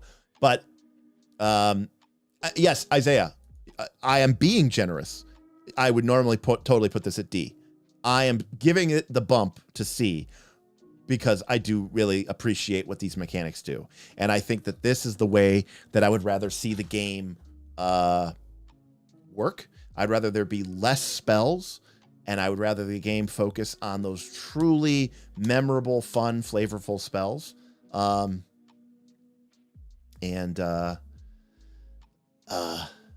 Yeah, you reading it, I didn't realize you can't have 2 feats modifying the same spell. That's Paizo's Razor. Yeah, for sure. It would be cool if you could let it modify a spell during daily prep. Also would have been cool as well. Yeah, so like, again, I just, I wish there was better ways to do that. And alas, there is not. I mean, we're priced into the feat economy when we're playing Pathfinder 2, one way or the other.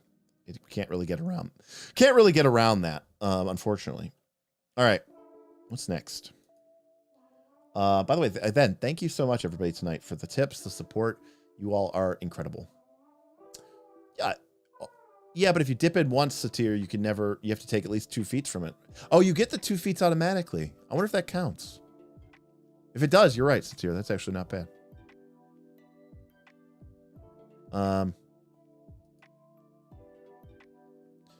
The way they implemented it is probably absolutely designed for future feats heading at it, which they never will, Ryan. Ever. Kragan says, it says they don't count. Damn it. All right, well, it was a good idea, Satir. But alas, they outsmarted us again. They got us again, Satir.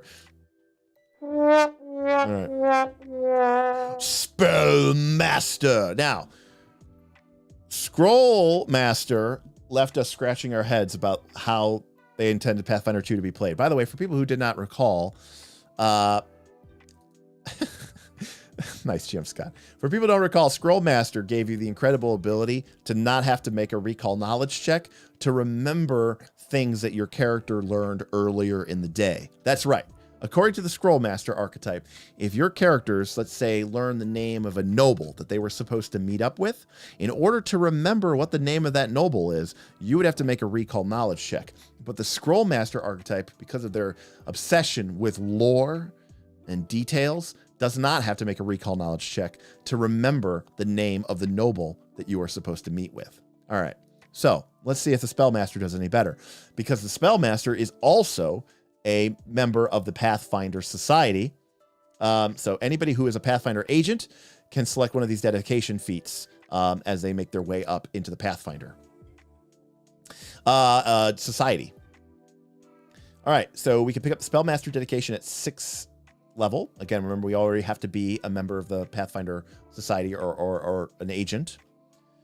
We have to have a primary stat of 14 or higher in a spell casting. We have to be ability to cast focus spells, and we have to be a member of a Pathfinder Society associated with this school of spells.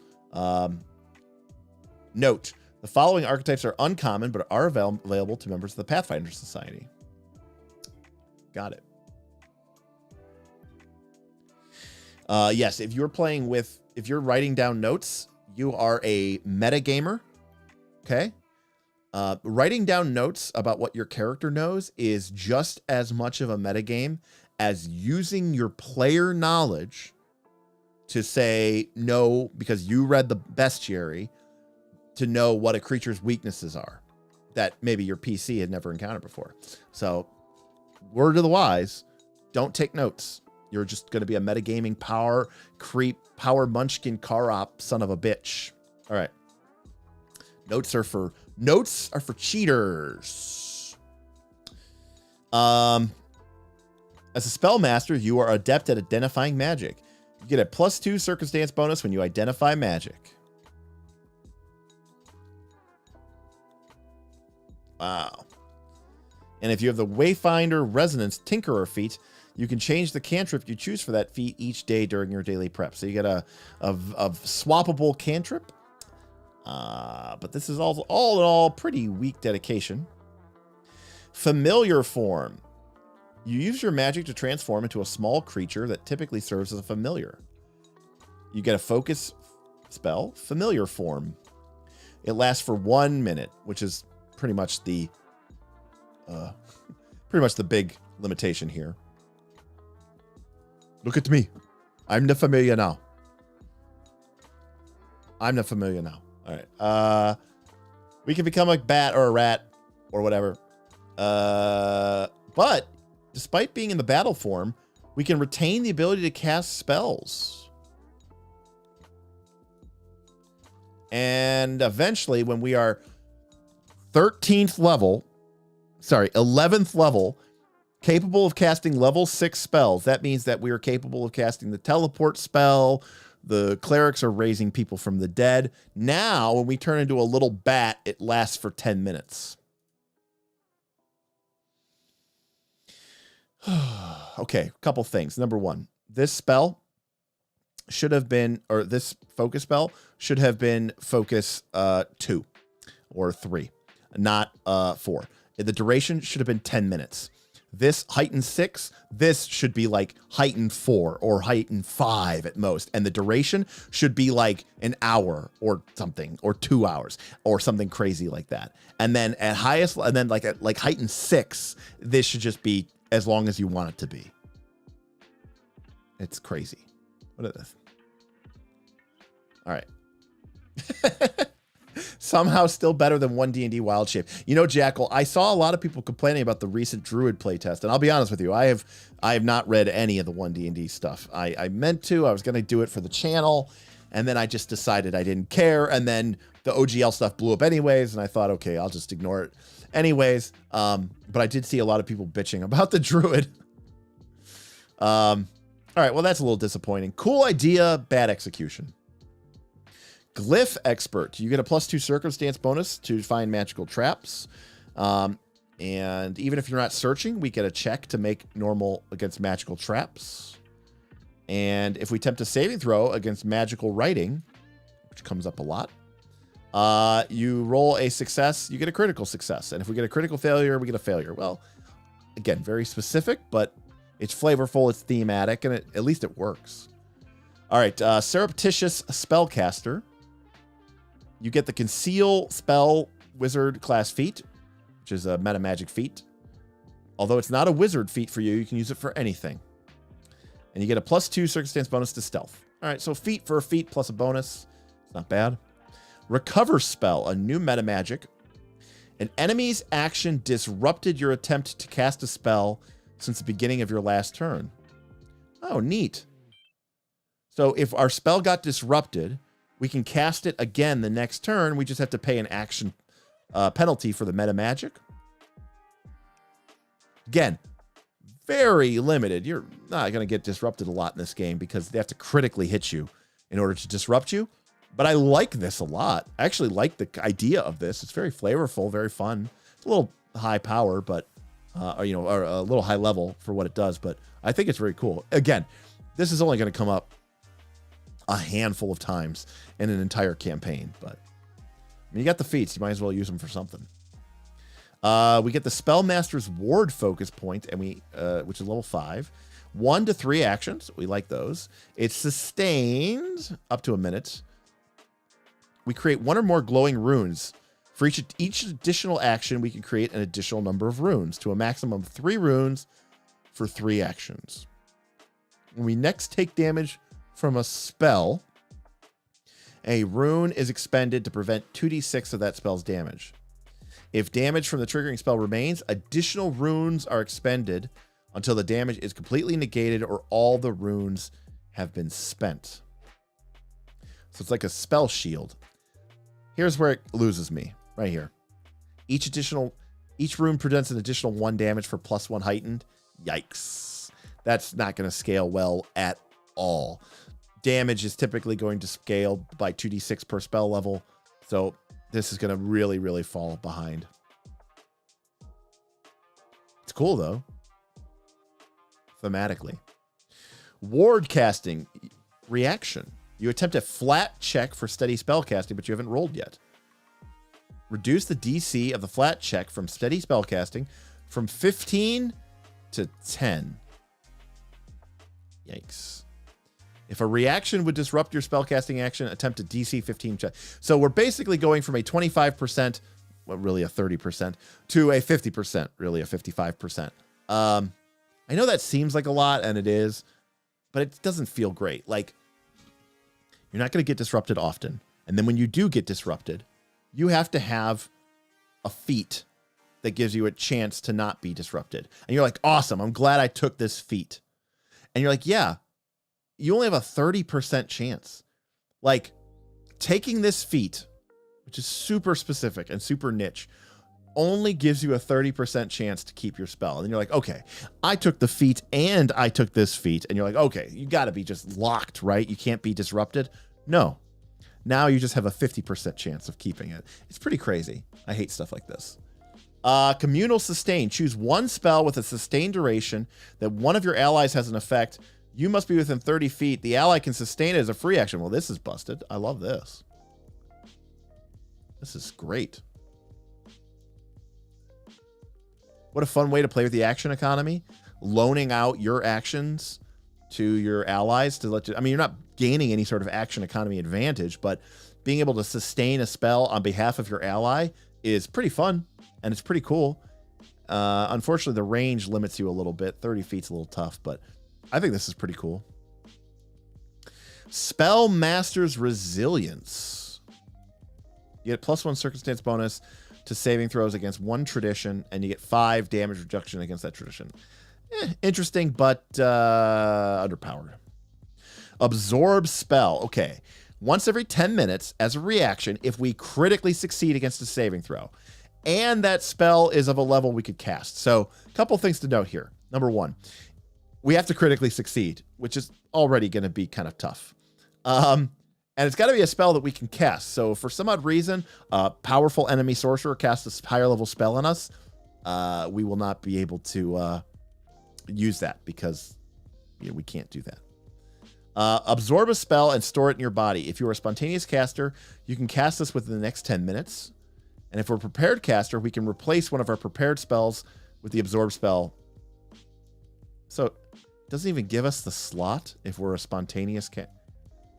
Oh, good Lord. Oh, how horrible is that? So it just puts us on our list for 10 minutes. We still have to use a slot.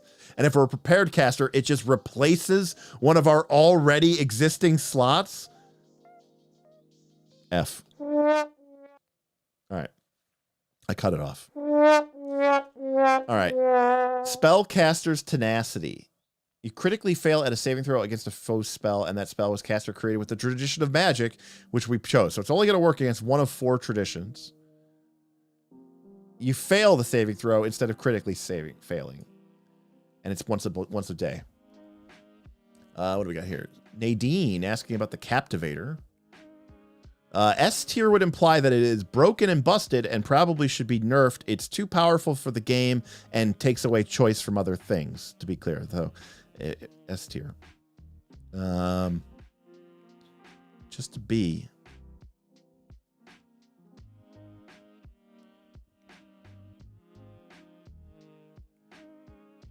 I don't know. I'd have to go back to the Captivator. I mean, that was probably early on in our archetypes, but I don't know. We'd have to go check it out.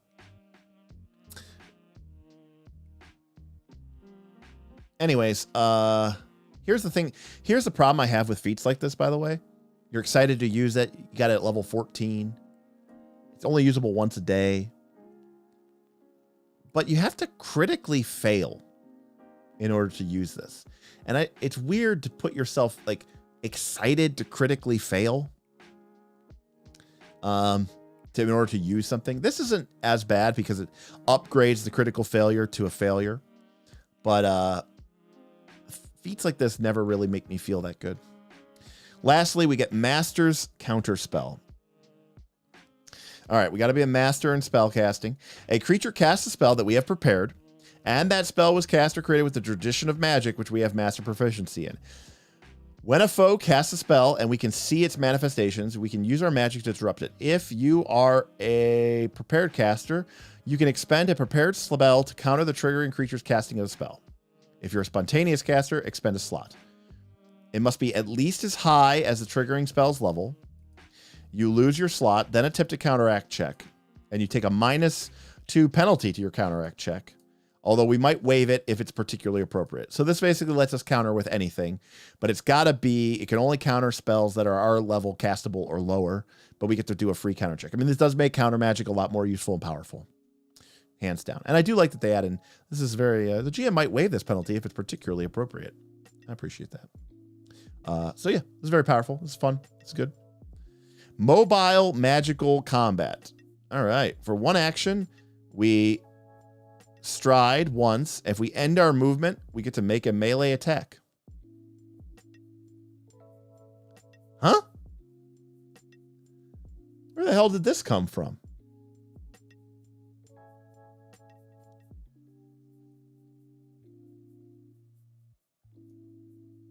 Oh, okay.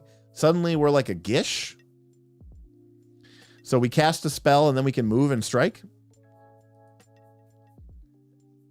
Interesting. Okay. I don't know where that came from, but yeah, it's got the flourish. No, I know, but I'm saying we have to have cast a spell.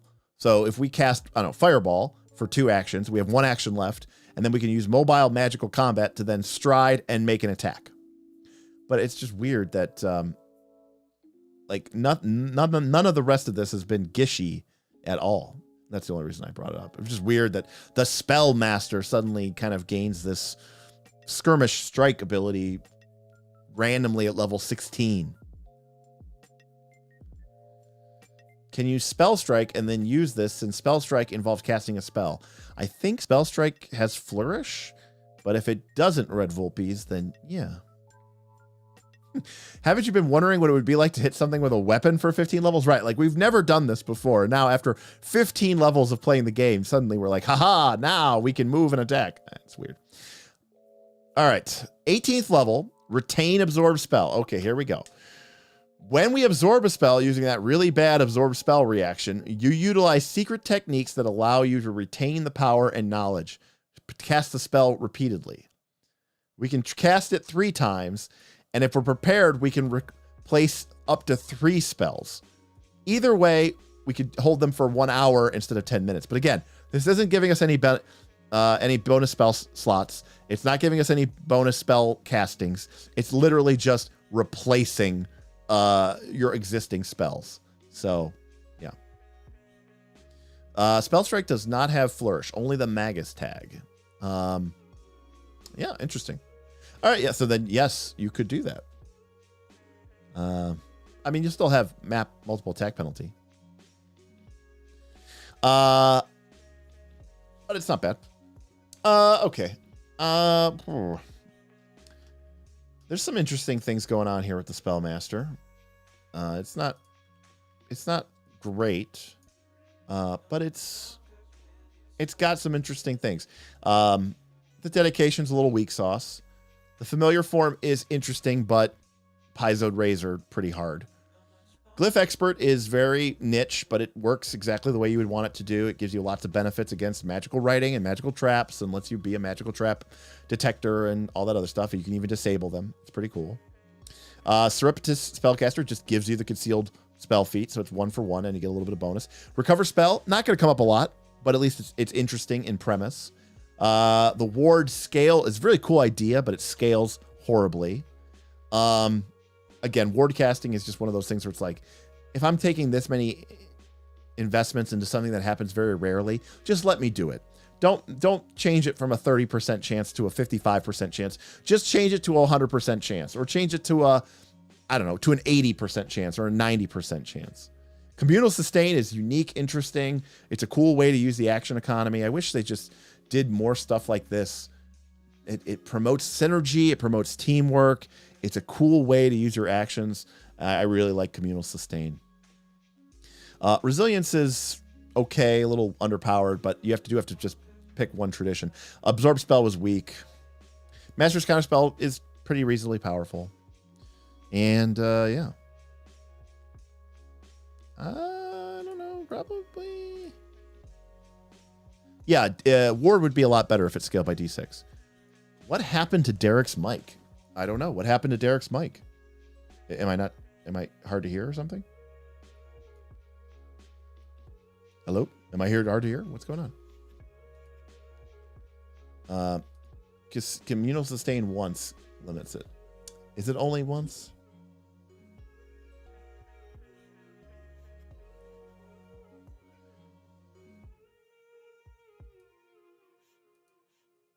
No. Kragan. It's once per round.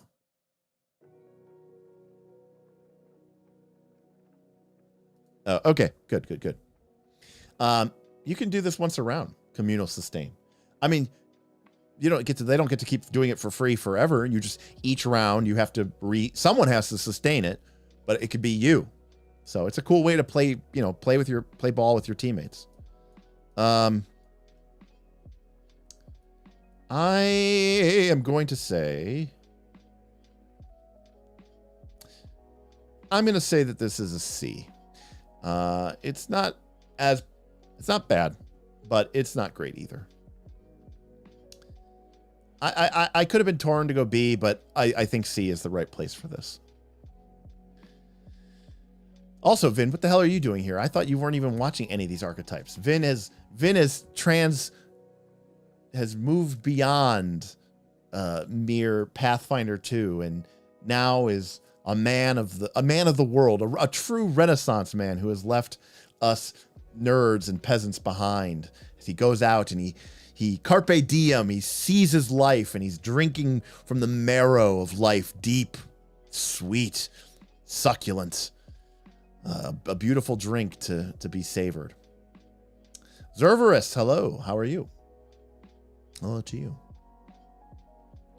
All right, we've got the spell shots. And I am not throwing away my spell shot. I am not throwing away my spell shot. Yo, I'm just like my wizard. I'm young. Okay.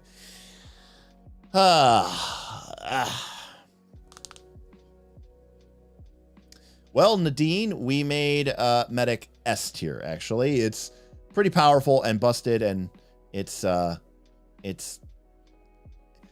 universally considered to be like an automatic must take for a lot of groups, and that's what makes us think it's S tier. It just, you know, by nature of the fact that so many people take it. Thank you for that generous pity tip. I appreciate it. It's been so long, my friend, while you're out being awesome and living life. What is it? Was it Friday morning over there? What is it? 5 in the morning?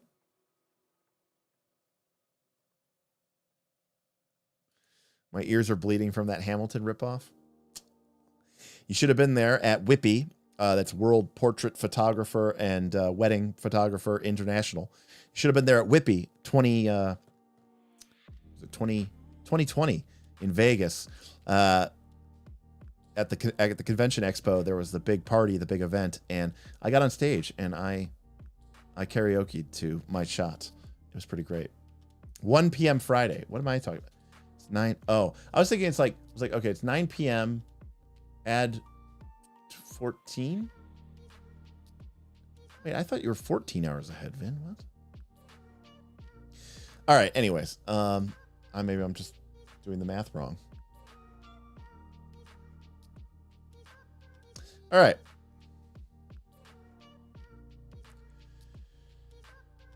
Spell shots aren't just ordinary gunslingers.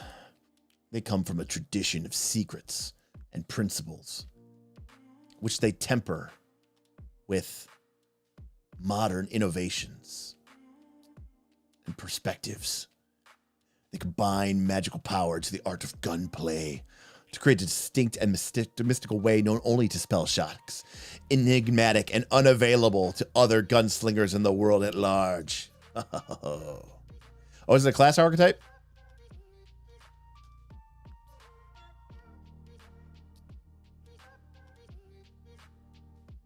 It is a class archetype. Skip. Class archetypes get moved to the end of the lane. All right. Bloop. I missed that. It was a class archetype. All right. Staff Acrobat. Wow. We can perform amazing acts. This is, of course, from the Extinction Curse. So hold on to your butts. There might be spoilers ahead. All right. May contain spoilers. We have to have a high dexterity for this bad boy. We got to be trained in acrobatics and athletics, and we have to be trained in at least one of the following weapons: staff, bow staff, or anything in the spear or polearm group, or the halfling sling staff. All right. So basically anybody. I think everyone in the game is proficient with staff, so this is meaningless. This is a bunch of words that they put in there to steal from you. All right. If we high jump or leap or long jump while wielding the staff, we get a +2 bonus. Kragan tipped $5. Flavor demands you take Staff Acrobat on Staff Nexus Wizard. Yes. You're flipping around and flipping out. Absolutely. Thank you, Kragan. And you add 5 feet to the distance that you can leap horizontally and vertically. And again, this... I don't want to go off on a rant here because it's already 9 o'clock, but this is my fundamental issue with Pathfinder 2. It's a great game. It's a fine game. But if you and I were playing a game of Pathfinder 2 and I was the GM and you were the player, or if, you know, you were the GM and I was the player and I had a staff, and let's just imagine a world where this doesn't exist. This AP never got released. Or maybe it did get released and we don't even know about it being existing. And I'm wielding a staff and I say, hey, I want to, you know, leap to the other side of this rocky terrain. And I go, yeah, I have my staff, right? I'm going to use it like kind of like a pole vault. And you go, oh, that's awesome. Yeah, totally. You know what? Gain a circumstance bonus or gain an item bonus to your check in order to make that long jump. Or if I go, hey, I'm leaping, you know, can I get an extra distance? You say, yeah, you're using a staff. Of course you can. Then this dedication feat comes out, and this implies that you can't do that unless you have this dedication feat. And this is just a reminder that Pathfinder 2 really is trying to tell you, if it is not, the rules are not, what's the supremacy clause in the United States Constitution? Basically, the Constitution says just because we didn't put it in the rules, don't assume that you know, that it's either it's not legal or it's legal, right? We just didn't get to it. Pathfinder 2 is basically saying, no, like these rules are all that you can do. These are descriptive and prescriptive rules. Use them. And it's like, if the game says that you can only do this thing with a jump or with an action, do it. You can't not change that, because in order to change things in Pathfinder 2, thank you, Article 6, Paragraph 2. We've got some constitutional scholars in the. Actually, Mike T is a lawyer, so you actually literally might know that, Mike. He just pulled that out. Anyways, point is, Pathfinder 2 really is like saying like no, like you should not make assumptions about the rules, because the way this game system operates is, in order to change something about the rules, you need to interact with it in a mechanical way, and that usually means a feat. All right. Anyways, it lets you do stuff with the staff that you should be able to do anyways. Cool. All right. Didn't we only have 30 left? By gosh, why isn't he done today? Because these things take forever. And some of these things are long. Sometimes we get lucky. We get like 4 feet archetypes, but we had ones today that had like 15 feats. PF2 is more fun the less you know about the rules. So then your players should be having the most fun out of any group ever, Boothby. Bullying staff. We have Titan wrestling, but only for our staff and only for shove and trip. Okay. Staff sweep. Make an athletics check to shove or trip and compare that result against 2 foes. I mean, double trip for 1 action is pretty good. Mechanically, this is compelling. Yeah, double trip for 1 action is really good. And no map. Yeah, no map. 1 action to get 2 trips with no map. Yeah, that's pretty dang good. All right. Levering strike. Make a strike with your staff. As long as you don't critically fail, the target becomes flat-footed and gets a -2 penalty to its DC against shove, trip, and tumble through. And it's 2 actions. So 2 actions makes it flat-footed. And you can fail. You just can't critically fail. Oh, this is probably okay. It's not great, but it's probably okay. Whirlwind stance is a stance. We are wielding our staff, which must have the parry trait.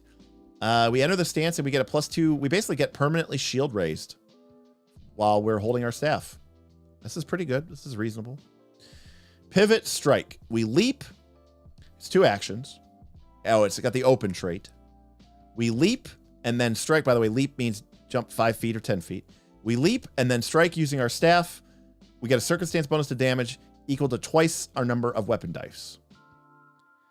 So it's kind of like we get to like move like 10 or 15 feet as a leap, and then we make a kind of shitty power attack, and then we get to shove or trip.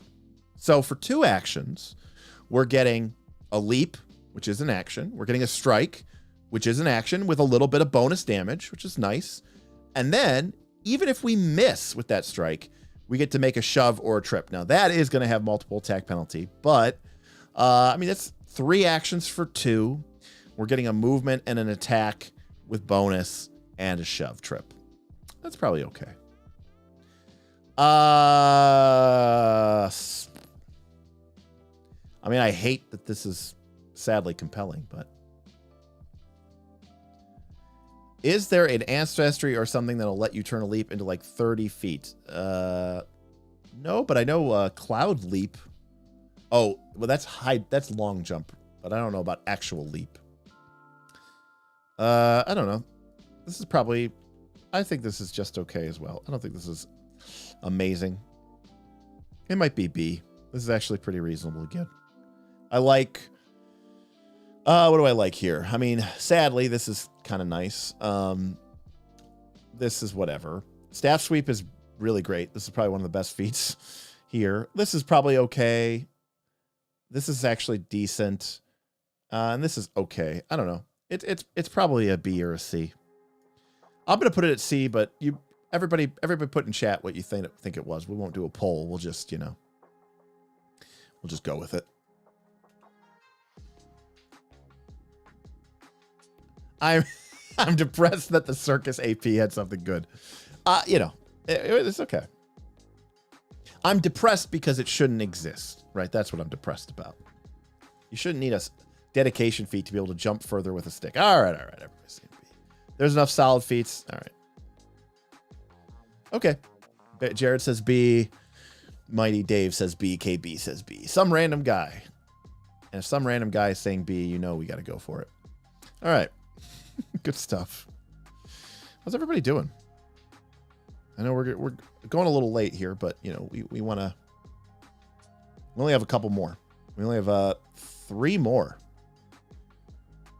By the way, notice, look at the description for the Talisman Dabbler. It's like 1 paragraph. Well, not even. It's 1 sentence. See, Vin, there's a reason why I like you so much.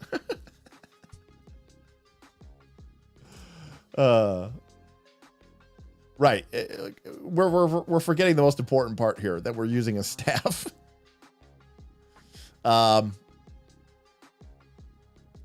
Mike says A, dedication making reach weapons, staves and spears have shove and trip in your hands is pretty great. It's true. It is any staff-like weapon. That is true. It can be used for pole arms, right? I'm a staff acrobat. What are you using? Pole arms.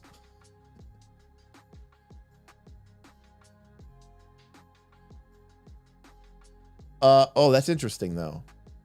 Now this says you're wielding your staff, but this says the prerequisite. Oh, okay, no, okay, it does here. Referred to in this archetype as your staff. So it specifically is turning spears and pole arms into your staff. So yeah, okay. In that case, I agree. B. That I actually completely agree with that then. Yeah, exactly. Giving pole arms trip is a solid B. Yes, I agree with that. So good catch there. Good catch there, Damien. Guard, turn, parry, dodge, spin, ha, thrust. Is that Robin Hood Men in Tights?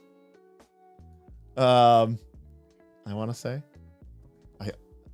All right, so anyways, I was gonna say, look at the description here of this archetype. It's like 1 sentence. Student of protection.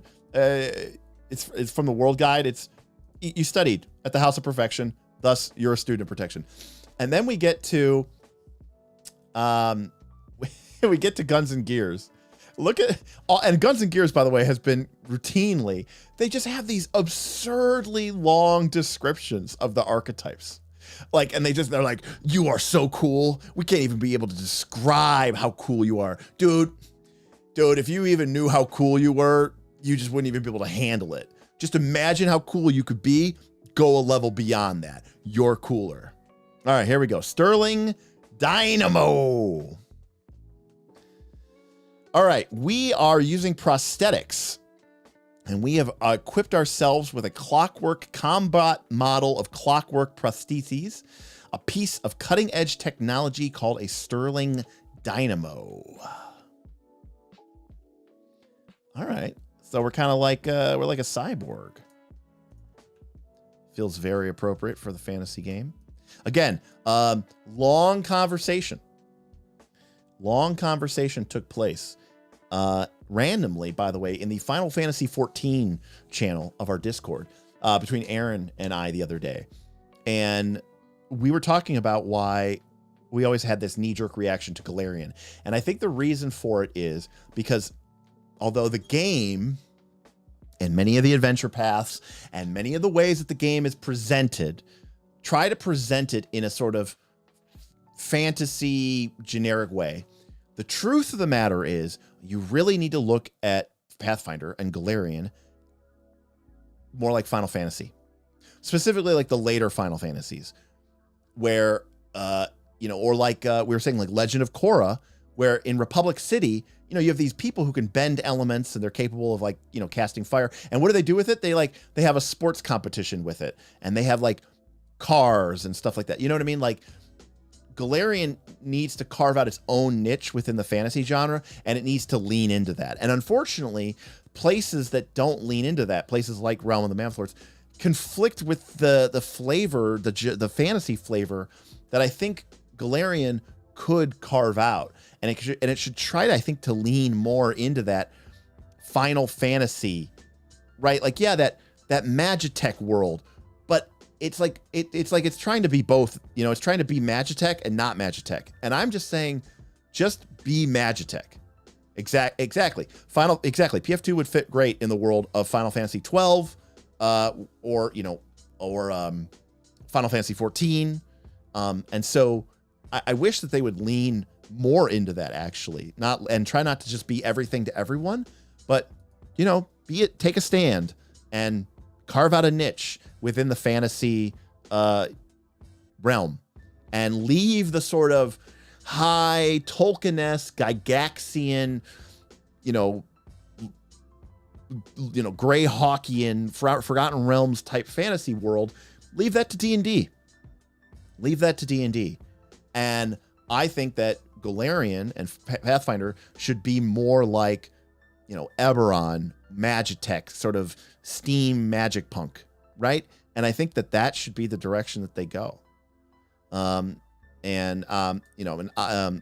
or Ladia, obviously we've talked about this a lot on this channel. We talk about it a lot in our Discord.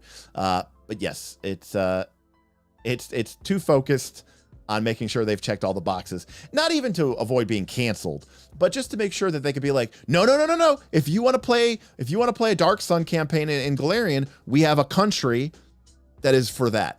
No, wait. You want to play, Vikings? We have a country for that. No. And TSR did this in the 90s by making different campaign settings. Right? They made the Dark Sun campaign setting, and then they made the Planescape campaign setting, and then they made the Ravenloft campaign setting. And the idea was you were splitting your campaign, your customer base, because the people who were playing Dark Sun weren't going to buy Ravenloft or Planescape books. And so like Pathfinder 2 is sort of like, no. We're going to have all of those different worlds. We're going to have the Dark Sun world. We're going to have the Undead world. We're going to have the Viking world. We're going to have the Egyptian world. We're going to have the huge, metropolitan fantasy city with printing presses and news reporters, but we're also going to have the realm of the Mammoth Lords, where a very primitive, nomadic, almost, tribal people live in communion with the world of natures. And then we're going to stick them all into one world. And in some cases, they're only a couple 100 miles away from each other. And we're also in a world where like people can fly and teleport and travel on, flying mounts and dragon bounts. It's very, very, very disconcerting at times. Right. Damien here saying it best. Right. Realm of the Mammoth Lords should not just be some couple of 100 square miles that's just randomly tucked, next to a couple other, like, oh, we have a realm of witches. Here's a realm of dinosaur people. It's just kind of crazy.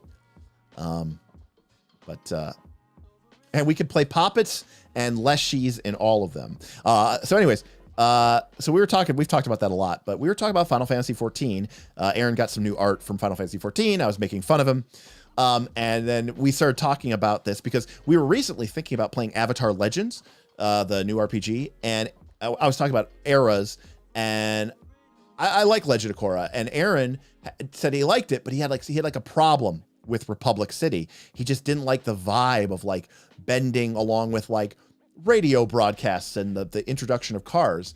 And we started talking about Galarian, and then he realized, he's like, but I love Final Fantasy. And I think it just comes down to those expectations, and it comes down to the tone, and it comes down to making sure that the world feels consistent.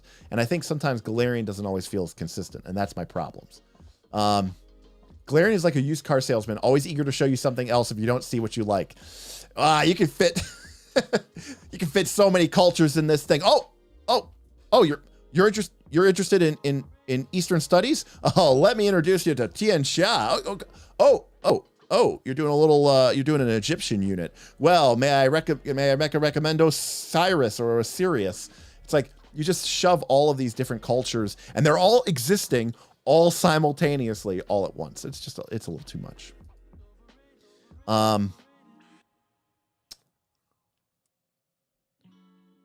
Oh, stay on target. Yes. Sorry. Good, I can't maneuver. Good, I can't maneuver. Stay on target. We're too close. Stay on target. All right. So Sterling Dynamo is someone with a prosthetic, and you're kind of like now like a cyborg, like a cyber badass. You get a prosthetic, which you can use to replace or augment a limb, or even add a new prehensile. You don't have to necessarily, be missing a limb in order to acquire this. But it can increase it. And no matter what you do, though, you can't gain hands.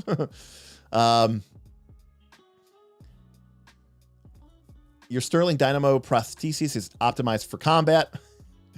Pathfinder 2 isn't just about combat. Your Sterling Dynamo prosthetic is especially optimized for combat.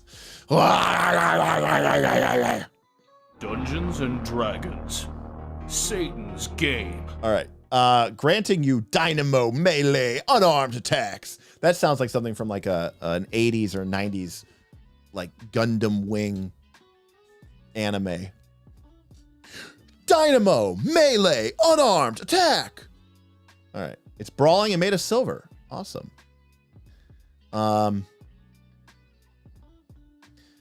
You have several options. It could be a power driving dynamo, a percussive striking dynamo, yada, yada, yada, yada, yada. You need to keep it wound, but it's not particular. I just love the tone here.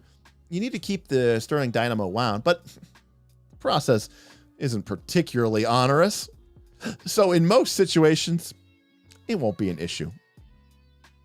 You have to spend 1 minute to wind it every 24 hours. Can I ask you something? Why does this statement exist? Why is this sentence here? You have to wind it, but it doesn't really matter and doesn't really take any time, and it'll probably never come up.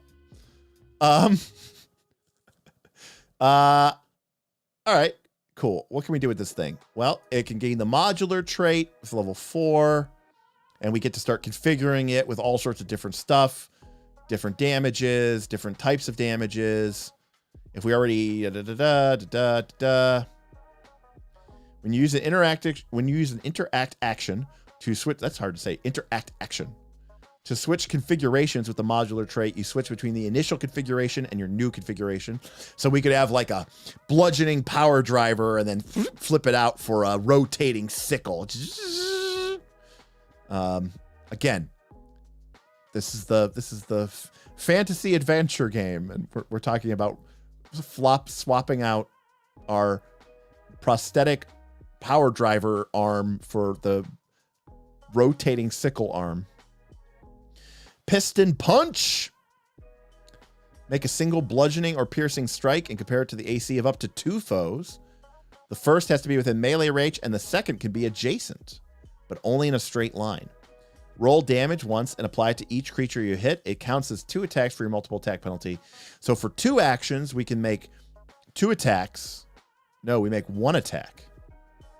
Nope, we make 2 attacks. So for 2 actions, we can make 2 attacks, but we don't increase the multiple attack penalty until we're done. Oh no, it's 1 attack roll, 2 foes. All right, so we're getting a little bit of benefit, but they do have to be lined up, which, does limit the use of this a little bit. Stacy and Smash. We have modified our Dynamo, We have modified our Dynamo with Stacy and coils. So for 2 actions, we can add D12 electricity damage and 1d4 electricity damage up to 2 other foes. If we critically fail, we take electricity damage. So this is a really bad power tech.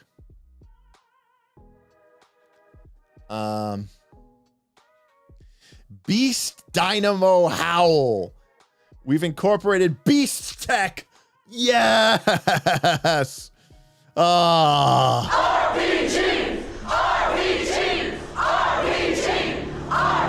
Beast Tech from Arcadia. Now we have creatures bound into our prosthetic, and now we can harness the power of the beast. Unleash the beast. Okay, we can intimidate with demoralize, and we don't get a penalty for sharing the language because they're basically like, this is dumb, and we're leaving. Golem Dynamo. We get a +1 saved against magic. That's actually not that bad.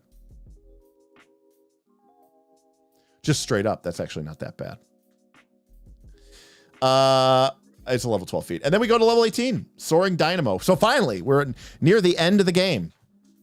And now we can fly equal to our level.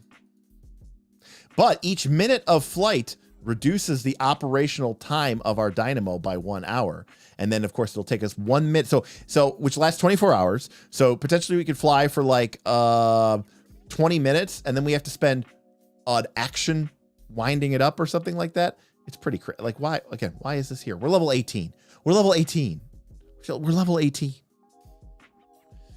Well, obviously this is a flavor thing. And I don't know, I like it. I'll say it's a B. B for flavor. No. Flying stopped being precious a long time ago. Gaining that at level 18 is a joke. Oh, listen, mechanically, if we were to rate this class, it's like a D, maybe an F. But it's not about mechanics. It's about the flavor. It's a flavor archetype. You get to be, you know, if you're someone, I mean, and says you don't need to obviously be missing a limb, but it's obviously built around the idea that your character has replaced their limb with a cool clockwork, you know, the missing limb or whatever, with a cool clockwork arm that they're using to, you know, be a, you know, badass with. That was a miss, Kragan. That it doesn't give you a gun arm. That actually is really surprising. Actually, you know what? I penalize them for that. All right, we've got 2 more S's, people. Student of Perfection. Oh my gosh, it's kind of a long one. Damn it. All right, it's go time. Student of Perfection. All right, we have to be a monk, basically, or we have to be a fighter, naturally. We have to be a member of the House of Perfection. We have to be from Jalmere. All right, we become trained in acrobatics or athletics and warfare lore, and if we're trained, we get double upgrade instead, so that's a nice win. We gain Key Strike as a monk class feat. Great. We get the Key Strike spell and a focus point. That's a great dedication. Love it. This is fantastic. Second, Perfect Strike. We get another Key Strike. We get another focus spell. Reaction. We miss a strike with unarmed attack. Reroll? Damn. That's great. That's fantastic. And we increase. We started with 1. By level 4, we have 2 focus points in here. All right. This plays. Perfect weaponry. We get monastic weaponry, so it's literally a feat for a feat. And that's not really that great. Yeah. Hero point focus spell. Exactly, Shadram. Yeah. Sleeping on this. Now, it's got to be with an unarmed strike, obviously. So, you know, it comes with the limitations of it being unarmed strike. But, hey, I mean, that's literally re-roll. I mean, that's pretty dang good. And it's focus. I mean, again, you're going to be at 2 points by level 4 in your focus point pool. And you can obviously refocus once every 10 minutes to at least get one back. Perfect Key Adept at level 6. We gain the appropriate key spell for our Student of Perfection. Unblinking Flame Revelation, Unbreaking Wave Advance, Unfolding Wind Rush, or Untwisting Iron Buffer, and we increase the number of focus points in our focus pool by 1. So by level 6, we are at 3 focus points in our pool. We got 1 from level 2 dedication. We pick up another one at level 4 from Perfect Strike. And then we pick up another one at level 6 from Perfect Key Adept. Also, good point. We do get the monastic weaponry, but only the monk weapons melee monk weapons can be used with student perfection feats. So we could use weapons as long as they're a monastic weapon and we pick up perfect weaponry. We could use those with perfect strike.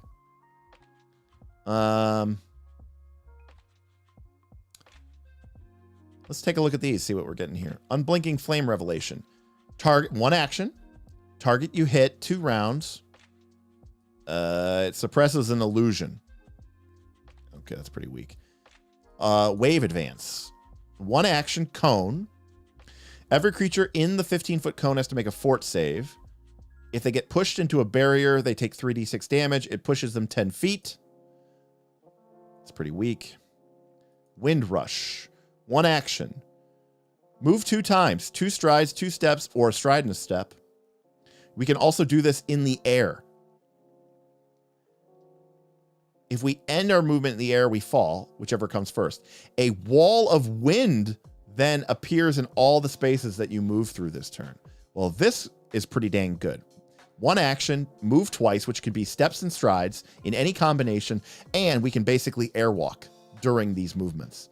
At level 6, that's fucking fantastic. Untwisting Iron Buffer, 1 action. We gain 15 temp. That lasts 3 rounds for a single action and a single focus spell. That's pretty good too. And it increases by 5. So by the time we get to like level, upper levels, which would be 7 levels from now, this would give us 30. This would give us 50 temp for 1 action. It's not bad. That's not bad. It's actually really good. And we're already at 3 focus points by level 6. I mean, we can't refocus 3. we're only going to be able to refocus 1, but that's damn good. Yes. This is already wildly good. This is really good. Temp HP are so hard to get in decent numbers. Yes, they are. All right, perfect resistance at 8 comes from impossible lands. So this is weird. Some of these class archetypes are from the World Guide, but some of them are also from the newly released impossible lands. That's very strange. I don't know what's up with that. It's a little baffling how good this is compared to other stuff we've looked at. All right. We get resistance equal to half our damage to all damage effects with the appropriate trait. So if we had fire, we get resistance from fire equal to our half our level. Water, air, earth. Obviously, fire is the best one here because there's not a whole lot of things in the game that are going to do water, air, and earth damage, unfortunately. Unless this means bludgeoning. No, it's just got to have the trait. So there's a lot of fire in the game. There's not a lot of water, air, and earth effects, which is unfortunate because the fire one was also kind of the weakest one, right? This just lets us counteract against an illusion. The wind and the earth, but we don't have to take this, by the way. But it is nice, by the way, if we use one of these focus spells, that damage and resistance increases to our full level for 1 entire round, which is damn fine. I mean, getting 20 fire resistance just for using a focus spell, which you're probably going to be using anyways. But fire was kind of weak. But we don't have to take this. Perfect Key Expert. We gain another focus points. And by the way, for some odd reason, we weren't already at 3. We become 3. Also, we become an expert in our DCs. All right, let's see what we get for fire. We get the Unblinking Flame Aura.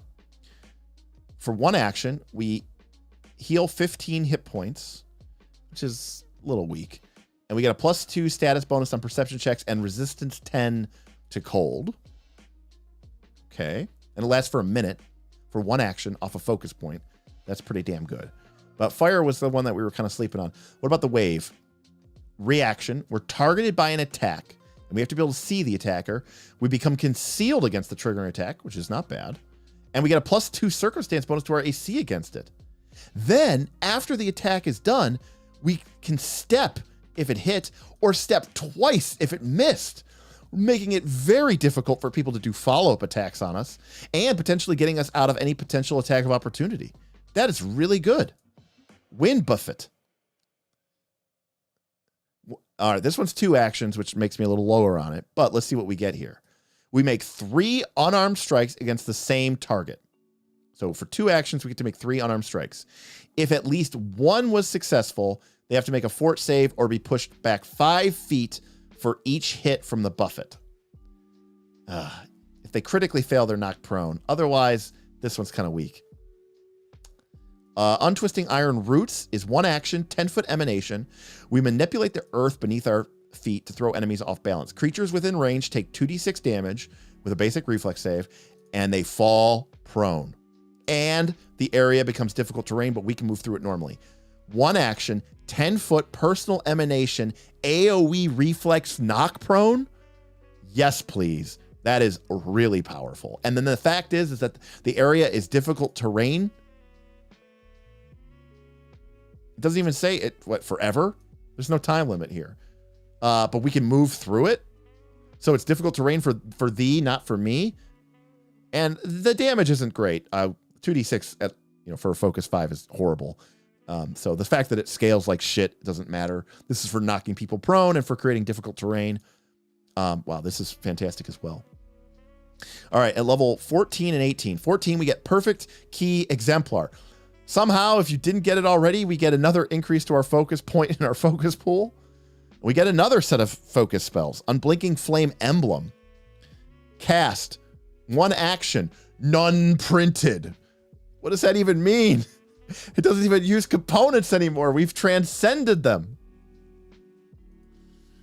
All right. If our last action was to successfully hit an enemy for 3 rounds, we emblazon them with a fiery sigil. We allows our allies to track their movements and make it easier to hit. All attacks against the target get a +1 status bonus to hit, and all successful strikes from you or your allies get D6 fire damage and D10 persistent fire damage on a critical hit. But we become flat-footed against other enemies. And the damage, it's 9th level, it scales. So it gives everybody a flaming rune, basically. It gives everybody a flaming rune. All right, Unbreakable Wave Barrier. 1 action, verbal, 5-foot emanation. You have to sustain it, which sucks. But you do get a +1 status bonus to your AC. And any creature other than you in the area attempting to move into the area has to make a fortitude saving throw. Or they become pushed. Okay. It's not bad. It's not great, but it's not bad. Unfolding Wind Blitz, 2 actions. We can fly up to twice our speed. It does not trigger reactions. And at any point along the way, you can make strikes up to 3 different targets. You increase your multiple attack penalty for these attacks only after completing all of the actions. I'm sorry. What? That's 2 actions to take 5 actions with no multiple attack penalty? Am I reading this right? Okay. You fly up to twice your speed. So that's 2 fly moves. That's fly twice. No reactions. So flying twice, and it's a bonus to that. It doesn't trigger any reactions. And then at any point along the way, we can make strikes with our unarmed attacks. Up to 3 different targets. Now, it's 3 attacks. It has to be 3 different targets. Obviously, you're not going to be able to attack. Then you can, but you don't increase your multiple attack penalty until you've done all of your attacks. Holy shit. That is insanely good. Iron Augmentation. Our unarmed attacks become cold, silver, iron, earth. They get +1 status bonus to damage per damage die. And at a 9th level, they become adamantine. All right, let's see what we get for Grandmaster. Guess what? We increase the number of focus. By this point, if we didn't have the cap of 3, we would be at like 7 or 8 points in our focus pool. Also, we get Master and Occult. All right, let's see the last line here. Unblinking Flame Ignition. Reaction. A foe reduces you to... So you get bloodied in 4th edition terms. Duration 3 rounds. You feel alive when you get pushed into a corner. Your body begins to emit an aura of flames. You get greater dark vision, low light vision, and the ability to see other creatures. And keep in mind, we're level 18 now. Yeah. You get a fly speed equal to your land speed as you launch flame from your aura. So we become the Human Torch. We become quickened, and we can use it to strike or fly. So technically, that's even better than haste, because haste doesn't let you fly. And anybody who starts within 5 feet of you does D12. All right, fire is okay, but it's not our favorite element in this example. It's got to be wind, right? Unbreakable wave containment, 3 actions. Yikes. Up to 4 creatures within 30 feet sustained for 1 minute. Make a spell attack roll against a target. On a success, they're immobilized until the spell ends or they escape. On a critical hit, they are restrained. Each target that's immobilized or restrained also takes 10d6 points of bludgeoning damage from the constricting waves with a basic fortitude save. The first time each subsequent round, if you sustain it, if all of the targets aren't immobilized or restrained, make a spell attack roll against any targets who are free but are still within range, with the same effect as if you cast the spell. Then creatures who are immobilized or restrained takes 10d6 bludgeoning damage. So you can literally lock down 4 foes, immobilizing them or restraining them, and doing basically 10d6 constriction damage on each of them each turn. And while it is 3 actions the first turn, which is pretty rough, but you are attacking up 4 creatures, on subsequent rounds, you're only spending 1 action to sustain this, and you could continue to remake the attack rolls. So you're getting to make potentially up to 4 more attack rolls for 1 action sustain on subsequent rounds. It does have incapacitation, but if you're fighting up to 4 creatures, I would hope that they are lower level than you. That is really good. Wind Crash. 2 actions, you jump 120 feet in any direction. Then deal 18d6 bludgeoning damage to all creatures within 20 feet when you land. Creatures who critically fail are also knocked prone. So this is literally jump into the air, land as a fireball. That is the fireball scaling, by the way. But with the additional benefit, this is the superhero landing, shockwave, which is absurd. And then the last one, Untwisting Iron. 1 action, 5 rounds. You gain 50 temp that last for up to 5 rounds, as well as resistance 5 to all physical damage. Now that is a spell for 1 action. All right, well, that is S tier, so S tier. Wow, how is nobody talking about this fucking archetype? This is insane. This is some of the most powerful stuff we have seen this entire fucking series. All of these are insanely powerful, fun, interesting. Like, yeah, I'd rather be this archetype than the entire kineticist. S tier, I like, yeah, JG is, by the way, S tier and extreme, worthy of errata, because holy heck. They buried it in the early books and no one knows about it. Yeah, maybe. Wow. Yeah, wow. Everything in this thing is awesome. No one wants to play Followers of Aurora. Well, that is, that is just ridiculous. I mean, obviously, you know, you're a member of the Student of Perfection. You have to be from Jalmeri. I mean, your character is obviously a warrior monk aesthetic, but fuck, it delivers. Wow. Well, I mean, that is a lot of fun. I mean, I'm not gonna lie, like doing some of that stuff is insane. Some of those wind focus spells and earth focus spells are just insane. How do you get Powerful Fist? Well, you get it from being a monk, but I also think you can get it from some other archetypes. Maybe a feat. There might be a fighter feat that lets you get it. I'm not sure. We can take a look.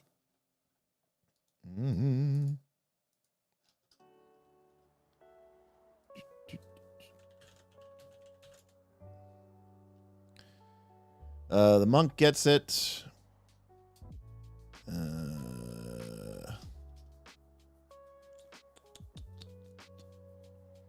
A lot of stuff here for Powerful Fist.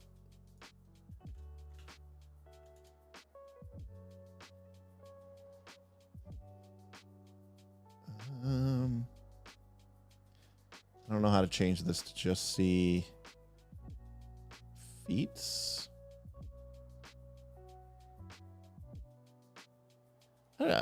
Archives of Nethys gave us too much searching capability. Martial Artist. I knew there was an archetype that gave it. Martial Arts gets it. Thank you. That's what I was actually exactly looking for, Damien. Are the best ones from the newer book? Let's take a look. So the dedication is from the World Guide. The perfect strike is from the World Guide. The weaponry is from Impossible Lands. The initial focus spells are from a World Guide. The resistance is from Impossible Lands. The second set of this is from Impossible Lands. All the busted stuff is really from Impossible Lands. Well, there you go. Wow. I'll just say that. Wow. What a fun. That's awesome. All right. Guess what? Our last S, everybody. Swordmaster. Unfortunately, we're going to have to go to that from this. Maybe we'll be disappointed. Maybe we won't be disappointed. Maybe this will really deliver. All right. The Swordmaster is, you're a Iaijutsu master. You want to be the master of swords. So we are members of the Pathfinder Society, but we have not picked up the scroll or the spell, but the sword. So this is the Pathfinder Society sword melee class. So again, we're members of the Pathfinder Society. We need to have the Pathfinder agent, and then we can take Swordmaster dedication at 6. We've got to have reasonably good one good physical stat, and we have to be associated with the School of Swords. We get a +2 circumstance bonus to our reflex DC when foes try to disarm you. So that is completely disappointing. If we have the deft cooperation feat and critically succeed at a check to aid an ally's attack roll or skill check, you gain a +2 circumstance bonus from deft cooperation instead of a +1 bonus. When you successfully aid an attack roll or AC. Oh, I remember when we read this the first time for Pathfinder AC, because we were like, wait a second, have we been playing the game entirely wrong? Can you make aid checks in order to help someone's AC? Have we been missing out on this and sleeping on this the entire time? And no, you can't. You can't actually aid people's AC in the game. But okay. So it makes you good at aiding people, and it gives you a little bit of a benefit back, which is nice. If you're the fighter, this is actually not that bad. I'm of the belief that fighters should be aiding a lot. Improvised crafting. We can repair an item without a repair kit, and it adds 5 minutes. Okay. Physical training. And this is a class feat, not a skill feat. And it raises our proficiency rank from expert to master, which we could have done at level 7 with one of our skill feats. Or not even skill feats. Skill increases? We're going to use a class feat for a skill increase? Yeah, I don't think so. Protect ally. 1 action. We place our body between our foe and our enemies, protecting our allies. They get a +1 circumstance bonus to the AC until the start of our next turn or until they're no longer adjacent to us. We can only protect a certain... So 1 ally gets a +1 AC for 1 action, and they got to be next to us. And it only lasts until the start of our next turn. It's not that great. Quick stow. Nothing like being a swordmaster. We can stow our weapon and then pull out a piece of equipment. All right. I mean, I get the swordmaster. You're the swordmaster. You have trained with the sword. What can you do? I can stow quickly? Really? Wow, they really do not want you to be disarmed. Armored rest. Okay, we can sleep in armor. Harrying strike. We can make a strike. It's got the press trait, so I already don't like it. And they get a penalty to their speed.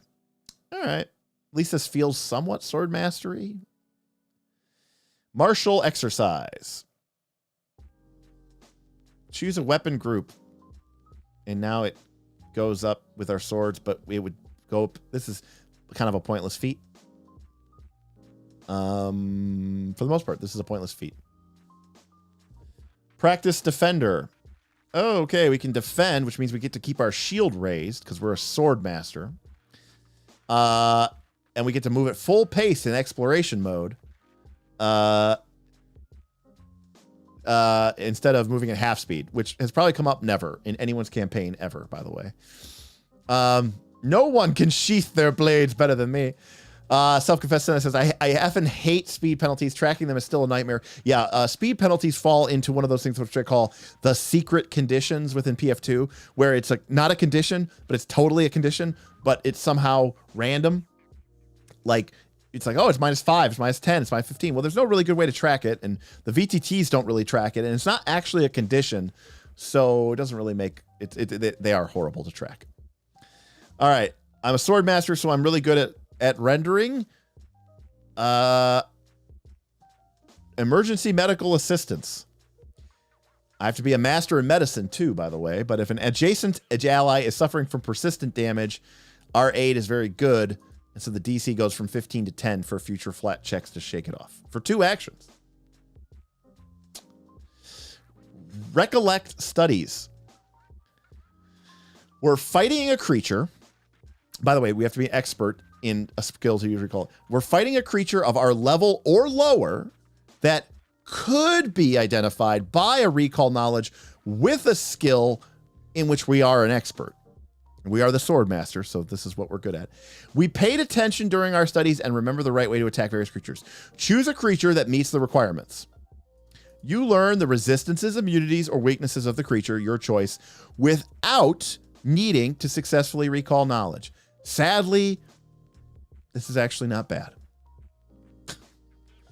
Skip the check. Just tell me what this thing is.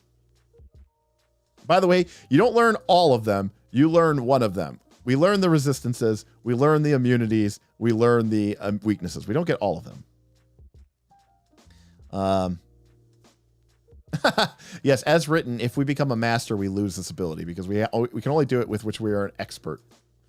Vin letting us know. God, this is so lame. Shadram, eventually there'll be some feats that make you good at swords? Maybe? Ah, Shadram, quite right you are. Because next, we are a rugged survivalist. We are a master in survival. We can go longer without water or food.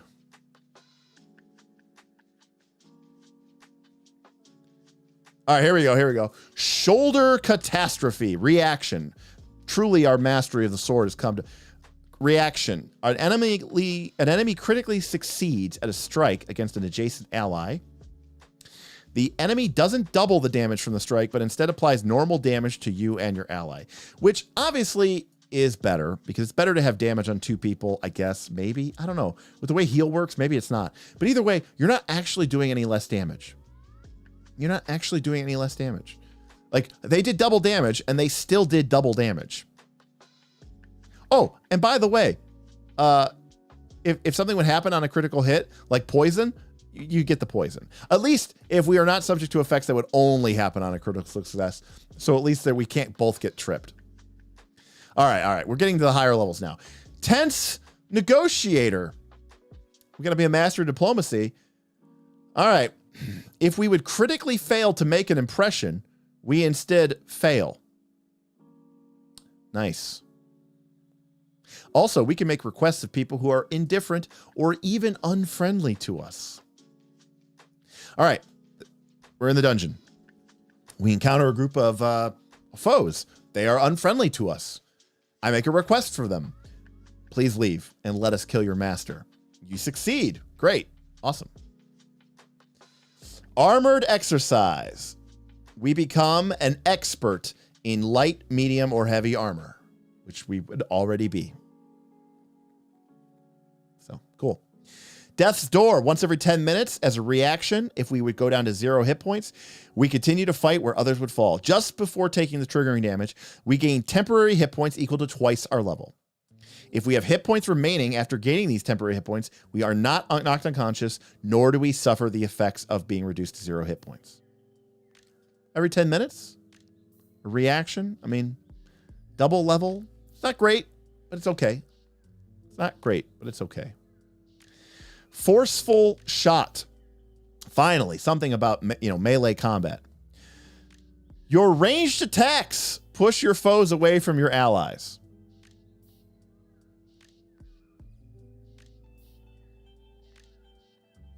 All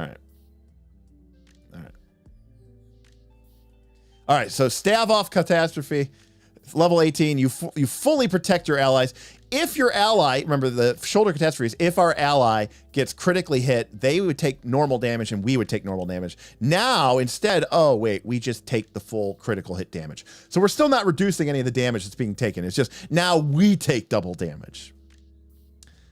F.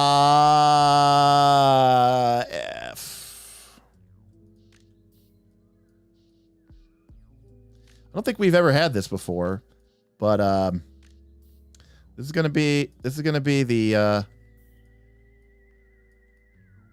legendary double F.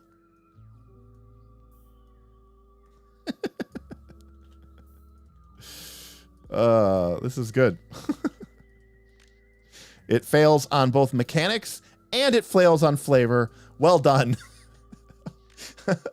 Awesome. First F in the second half, self-confessed cynic. I think we had some from earlier. Remember, this is only half the archetypes because we hid the rest of them because it was taking up too much room. F for Swordmaster. JG agrees. F for flavor. F for false advertising. Are any of these feats thematic for Swordmaster? No. F for flavor, because even in the in-game universe, they named their teaching society wrong.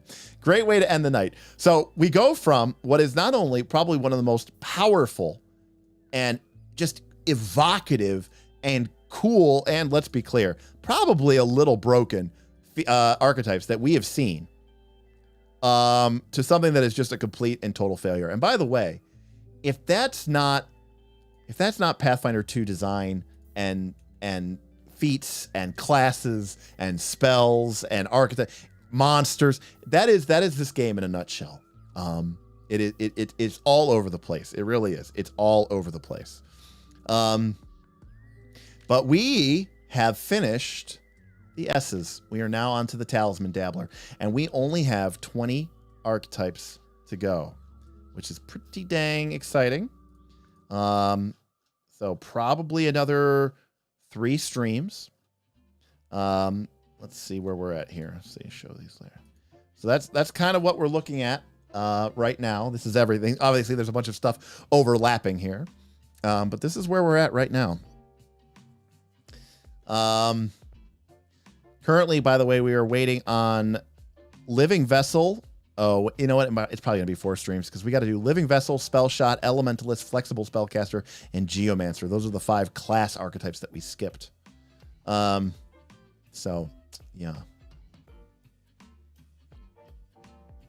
These last 2 archetypes are a good summary of the A- design, C+ execution comments. Yes, we've said that for a long time, KC, and that is definitely 5 archetypes to stream. Well, self-confessed cynic.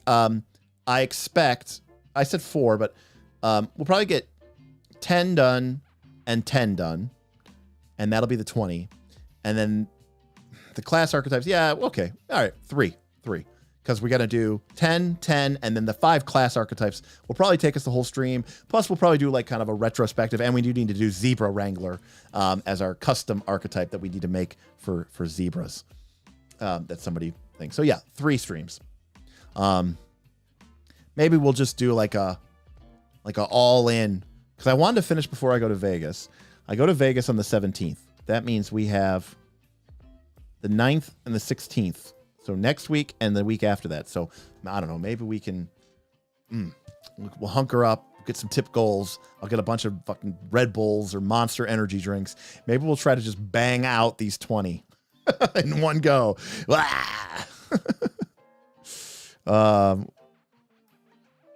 Oh, Wrestler. That'll be a good one. But yeah, we have got ourselves here a pretty thick list. I can't, it's hard to tell.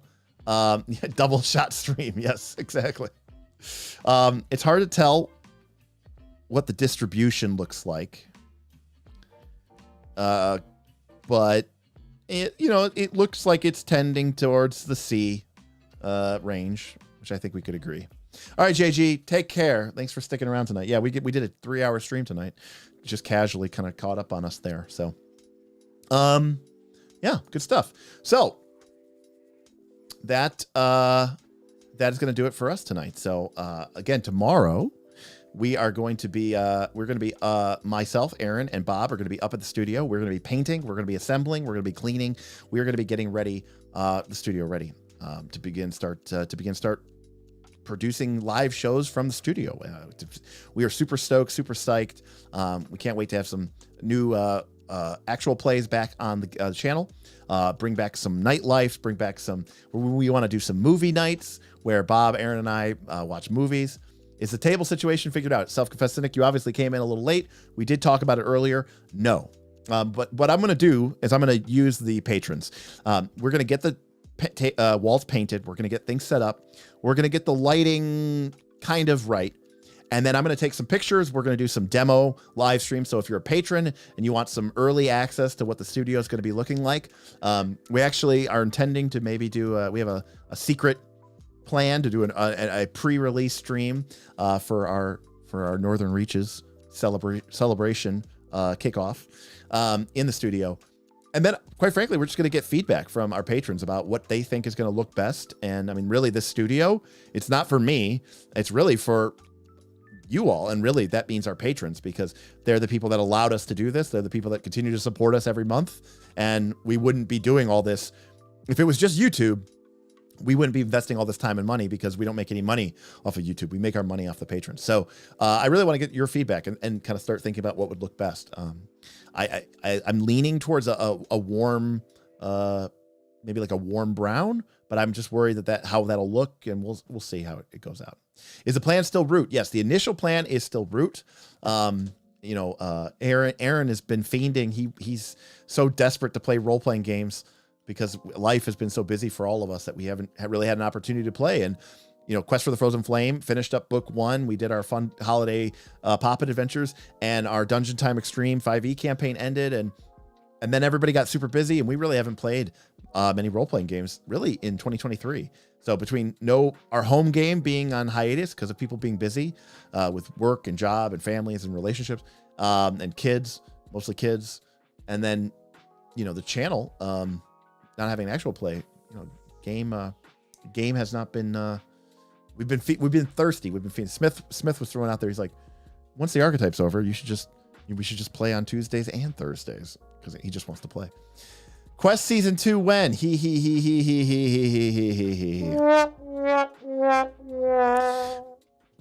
That's worth a whole nother conversation. Yeah, I don't know. I don't like the idea. I mean, Rise of the Rune Lords ended, but with a exclamation point, right? It was the end of the chapter, end of the novel. Could the game continue on? Sure, but people died. Quest for the Frozen Flame technically ended on a win. I mean, if you arguably, they succeeded at leading the group of people out, beyond the into Lost Mammoth Valley. So it kind of ended on like a yay, we kind of succeeded. We still have to track down the Frozen Flame, the Primordial Flame, but boy, that adventure just had a lot of problems. So I don't know what to do with that. 20 archetypes in the studio while Bob and Brandis work behind you. That would be pretty funny as well. So long story short is, I don't know. I'd love to get your comments, or feel free to go to the Patreon.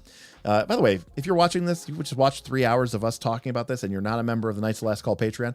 What are you doing? Come join us. Come pay $5 a month.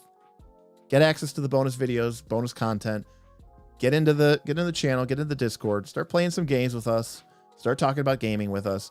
Maybe learn a few new games that you can add to your repertoire. Come join us. Patreon.com/Knights/Call, link in the description below. I've only ever been to the Patreon to sign up.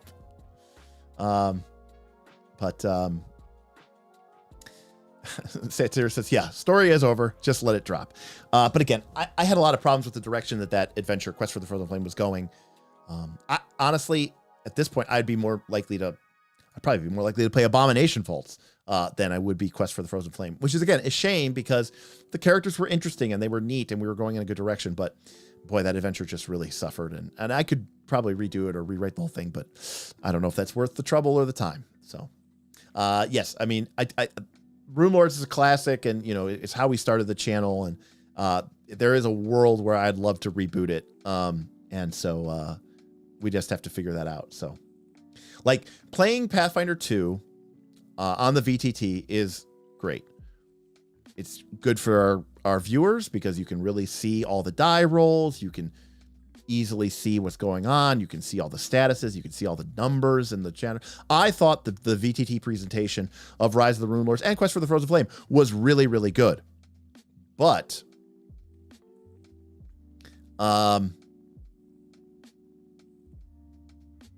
wait, what? Why am I shouting?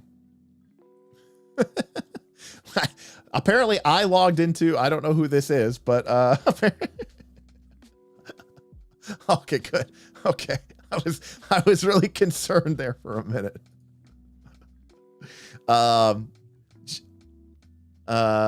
Just write a little 3-session ending, taking any good parts from the actual adventure just to end it. Frustrated. Yeah, I think we talked about this. I think actually that might have, I don't remember whose idea that was. It was someone from the Patreon. It was the idea of like basically getting rid of book 3 and kind of taking book 2 and getting rid of all the bad parts and then just turning that into the finale. And that's possible. And Shadram, there will be a battle cry again in the not too distant future. Oh, okay. It's Smith. Okay. So that is why Smith was excited about AV. Yeah, that was a fun, AV is a fun adventure. I really like it. But what I was saying, is I really like playing on the VTT because, you know, it's great for Pathfinder 2, not just for us playing Pathfinder 2. You know, I know a lot of people like to play Pathfinder 2 on the virtual tabletop. What I mean is it's great for the viewer because again, you get to see very clearly the map. You get to see the tokens. You get to see the chat log from the VTT. So you can get a really good sense of what's going on. And I think that's some fun. And we got dice so nice so you can see the dice. I think that is a lot of fun. There's no, can be no doubt about that. But I think we can all agree that and also we get to play with folks like our great friend Kaz, who got to be a part of Quest for the Frozen Flame, even though he lives on the other side of the country from us. But even with a game like Pathfinder 2, which has a lot of advantages to playing on a VTT, I think we can all agree that it loses some of that, that fun when we're not in person. And yeah, maybe it's harder to see the miniatures and maybe we don't get the cool, you know, beautiful maps that you would get in a VTT, and we don't get to see all the exact dice rolls, but you know, it's fun. It is fun to be in person. And I don't just say that as like selfishly because I like playing in person, but I think even as a viewer, you know, and I'm going to be critical here of my players, one of whom is in chat here, William Brandis, but not specifically against Mr. Smith, but like I just think it's. And I think this is true, by the way, for everybody out there. I think it's harder to be engaged.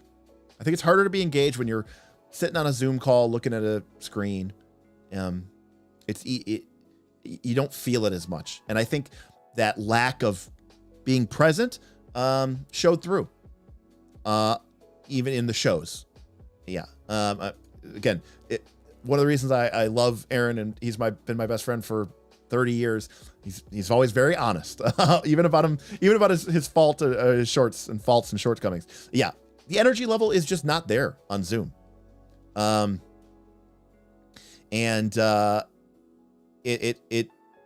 think that's true for not just for us at Knights of Last Call. I think that's true for just all the actual plays. It's just tough. It's tough to be energetic on Zoom. It's, you know, especially in a multi-hour session, and you know, these games could be a little bit long-winded, you know. So again, I think there's a lot of advantage to being in person. Now, I should probably point out here that would have been a death knell for us a year ago, because when we did our shows in person, that meant recording them. And not only did that mean that I then had to spend another 10 or 15 hours taking all that footage, editing it, and then uploading it to YouTube, it meant that entire show, which got, you know, 4 or 5 people together for 4 or 5 hours, and then we had to spend another 10 or 15 hours, might make us $7 or $5. When we went live, which was always on VTT using Foundry, we were suddenly getting $50, $70, $100, $150 tips from our supporters, because being live, being part of the chat was fun, and being able to interact was fun. So being live wasn't just a convenience issue, it was also an economic issue. Quite frankly, doing the actual plays was a fucking horrible loss for us until we started going live. That's why the studio is so important to us, because this is going to allow us to get the best of both worlds. It's going to allow us to be live and let you all interact and chat and be there and see it. And have us respond and have somebody, you know, but it's also going to be us in person. It's going to be us around a real table with real dice. It comes with some drawbacks. We won't be able to play with certain players. People have to drive up to the studio. You can't just walk into your office and turn on the, camera. But we do think it's going to make a better product. And I'm hoping that comes through. And that's one of the reasons why, that's, so up to us. That does not mean that all of our shows are going to be in the studio. I've loved being able to do our Patreon shows, our sort of holiday specials, which we've gotten to play with Donnie and Vin and Damien. Like, those have been a lot of fun. And obviously, Vin and Donnie and Damien are not going to be in person. So there's still going to be those opportunities to play with our friends from around the world. But, I do want to make sure that we're producing a good show. So, let's see here. William Brady says, okay, Foundry, AV module, top tier, but in person, we could make it work. Best of both worlds. Maybe. I don't know how we would do that, but maybe. I don't know. Satir says, in person really was better. I'd love to see it. Event Abomination Vaults. Our GM chose not to run it. Oh, interesting. I thought it was fantastic. We would miss out on Bob's keyboard. We'll give him a keyboard just so he can keep chatting away with it. By definition, there's less distractions if you're in person at the same table. Absolutely. And, we love to make fun of it, but some people like Bob, they need to stay focused. I like to do hybrid VTT on a TV, everyone around a table in front of it. Yeah, we've played that way before, but not a VTT. We used like a virtual background, and then we still used miniatures, but those wouldn't work well for the broadcasting to the internet. We would have to use a VTT. Isaiah, that's why I'm pressing my Friday group to resume in person. I don't know what you're talking about. Our energy on the stupid ass Pop It and Leshy streams was amazing. Self-confessed cynic, yes. Those streams, and it showed, those streams did fantastic for us monetarily. Tons of tips and donations came in on those streams. But yeah, the energy level was there because people were legitimately jazzed to play. They weren't part of a 10 session or 20 session or 30 session or 60 session campaign commitment. It was fun. It was funny. It was leaning into the jokes. We were throwing the rules out. We were just making up nonsense stuff. I mean, Smith made a diplomacy check to seduce Frosty the Snowman, and it reduced his hit points by half before the fight, I think is what happened. And then maybe somebody killed him before the fight even began. I don't exactly remember. I just remember it was pretty ridiculous. Donnie became the hype boss and summoned Rudolph the Red-Nosed Reindeer into the final fight. So there's obviously a lot of crazy fun stuff happening, and that is definitely the vibe of people like us. So that makes sense why our energy level was so high.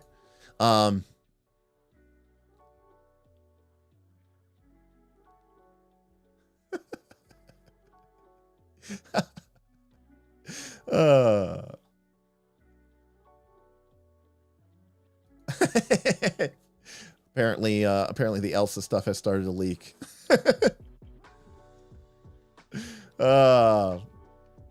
Foundry does not really work on a touchscreen. Shadra, my group did a weekend away last weekend, played PF2 for 15 hours on a Saturday. It was so much fun playing with minis and terrain again. You did have sex with Frosty. Yes. Okay.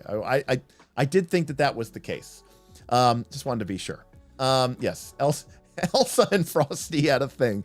It became very Monster Hearts-esque there for a moment.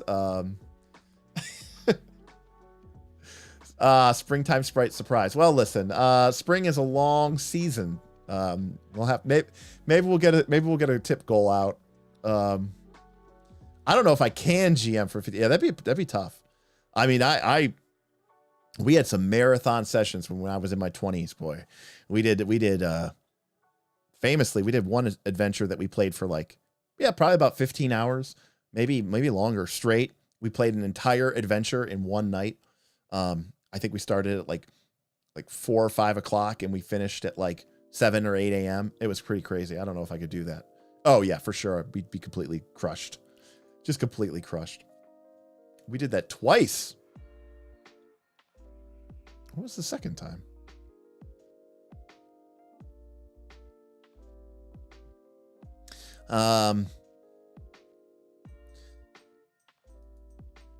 Broken Stone and Bastion. Oh. Wait, Bastion of Broken Souls? Isn't that the same adventure? Or do you mean, oh, you mean Gulthias. You mean Heart of Night Fang Spire, I think is what you mean. You're right. That is actually true. That was like 10 hours or 12 hours. Oh no, Broken Stone. Then I don't know what Broken Stone is. Oh, you're right. Okay. You mean, Christ, what's the name of that adventure? Standing Stone. Yeah. Okay. He's right. We played 2 adventure, that we played in one night. One was Standing Stone around level 9 or 10, level maybe 8, 9. And then, Braster Broken Souls was like level 18 adventure. Anyways. Yeah, this is how we know we're old. Anyways. 24-hour charity. I mean, I'll tell you this, Ryan, members of the Knights of Last Call, particularly William Brandis, Marin Smith, but also Tim Carpenter, have been involved with things like Extra Life charities for many, many years. I know that William Brandis has talked at length about trying to do something awesome for charity streams using the might and the pull of the channel to get some really cool stuff. And it's definitely something that we have talked about and we would be super stoked to do. I love the idea of doing it from the studio. A 24-hour live stream from the studio, Extra Life for charity, would just be bonker fun. And just, you know, I don't know, we would do something crazy, but yeah, I think we could have a lot of fun with it, for sure. I have some ideas actually, very much inspired by the Dungeon Delve at Gen Con, but I think it'd be a lot of fun. Yeah. Oh yeah, there would definitely be betting going on, aka charitable donations. Just combine a live game with a movie night and close with Mario Party or something. Combine all the things. Yeah, that's not bad. That's not a bad idea either. I mean, obviously for 24 hours, you got to do something, and keep it fun, keep it entertaining. But I mean, obviously you're doing it for a good cause. So that's the real reason. But yeah, either way, I think it would be super fun. Although I do hate Mario Party. So you guys would get to see me rage, but I mean, that's always the case. All right. Game night. That's right. Game night's pretty cool. So we have to buy a TV anyway for Pop. That's true. That's true. We're talking about buying a TV for the studio so that we can do movie night and we can watch movies and rip on Bob for his terrible taste in movies. Dork Tales does a 24-hour TTRPG stream with lots of GMs. That'd be cool. Yeah, I mean, rotating GMs could definitely help. We could have a segment where we watch Derek play games and bitch about them. Just me being a complete curmudgeon forever. All right, everybody. Lots of cool ideas. Oh, yeah, that's absolutely the idea, Self-Confessed Cynic. I mean, we're planning on having a producer to help us. Bob's brother, Danny, aka Villic, has agreed to kind of step in. We also have a friend of ours, George, who has offered to step in occasionally to kind of run as a producer. That's going to be a very big help for me because I do not. One of the other advantages about being live from my battle station here at home is I can have OBS. I can be monitoring everything and checking everything, levels and stuff like that, making sure everyone can be heard and reading the chat or whatever. If we're live from the studio, I don't want to have a bunch of monitors and stuff like that up. So it's important that we have somebody who can run that stuff. That being said, I still think it's very useful for us who are, you know, playing the game, and especially me, who's, you know, running the channel, have the ability to see what the chat's talking about and or making sure that the feed is good. And so I definitely want to have that on a remote channel so that we can interact with the chat, especially during things like Nightlife, where the whole point of Nightlife is, yeah, we're a live panel discussion, but we're interacting with the chat. And so absolutely, that is 100% the idea.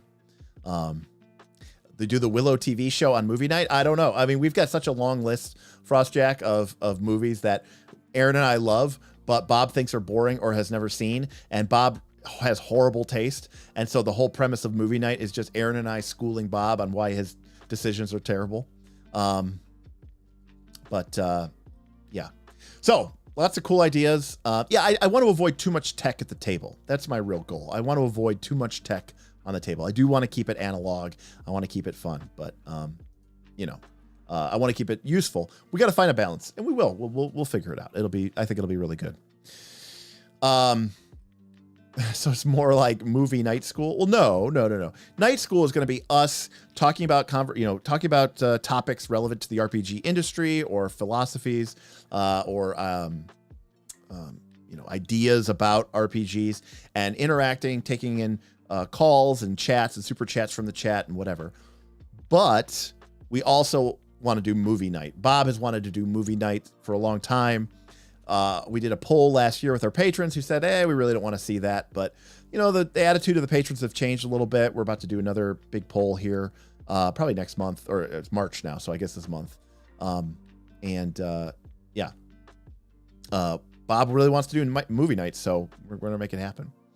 Knight's Tale for Knights of Last Call. I unashamedly love Knight's Tale. Everyone unashamedly loves Knight's Tale. Nobody admits that it's realistic. Everyone knows that the thing is horribly anachronistic. It is horribly outdated and misdated, but everybody loves that movie. That movie is amazing. Everyone loves that movie. I watched a thing where it was one of those Watch Mojo things or whatever, where they had real medieval historian grades the realism of different Hollywood movies. And Knight's Tale came up and he was basically no, it's not realistic at all. But the movie's is a banger 100%. How do you know? Everyone, he's every medieval historian I know loves this movie. It's not realistic in the slightest, but we all love it. Anyways, I love Knight's Tale. All right, everybody, I'm going to get going. It's 10:30. Tomorrow's Friday. For Knight's Tale, we end with a $10 Australian super chat from, self-confessed cynic himself, who, by the way, if things get crazy this year, if the table stream comes through, you might see a road trip fund for Vin someday, to try to get him to America. So that Vin can come hang out with us. All right, everybody. Thank you for showing up. Thank you for your tips, your donations. Thank you again to our patrons for your incredible support. And, we got 20 to go, and maybe we'll throw out a banger next week, and we'll just try to get through all 20, and that'll leave one last stream before I go to Vegas so that we can kind of wrap everything up with what we're missing, do Zebra Wrangler, and talk about archetypes. And that'll be awesome. So that is going to do it. I will see you next time, next week. I don't know what we're doing. We got an archetype stream, but we also have our Tuesday. So we'll probably leave that to the patrons to decide, and we'll figure it out from there. But until then, we'll see you next time on Knights of Last Call. Thanks again, everybody.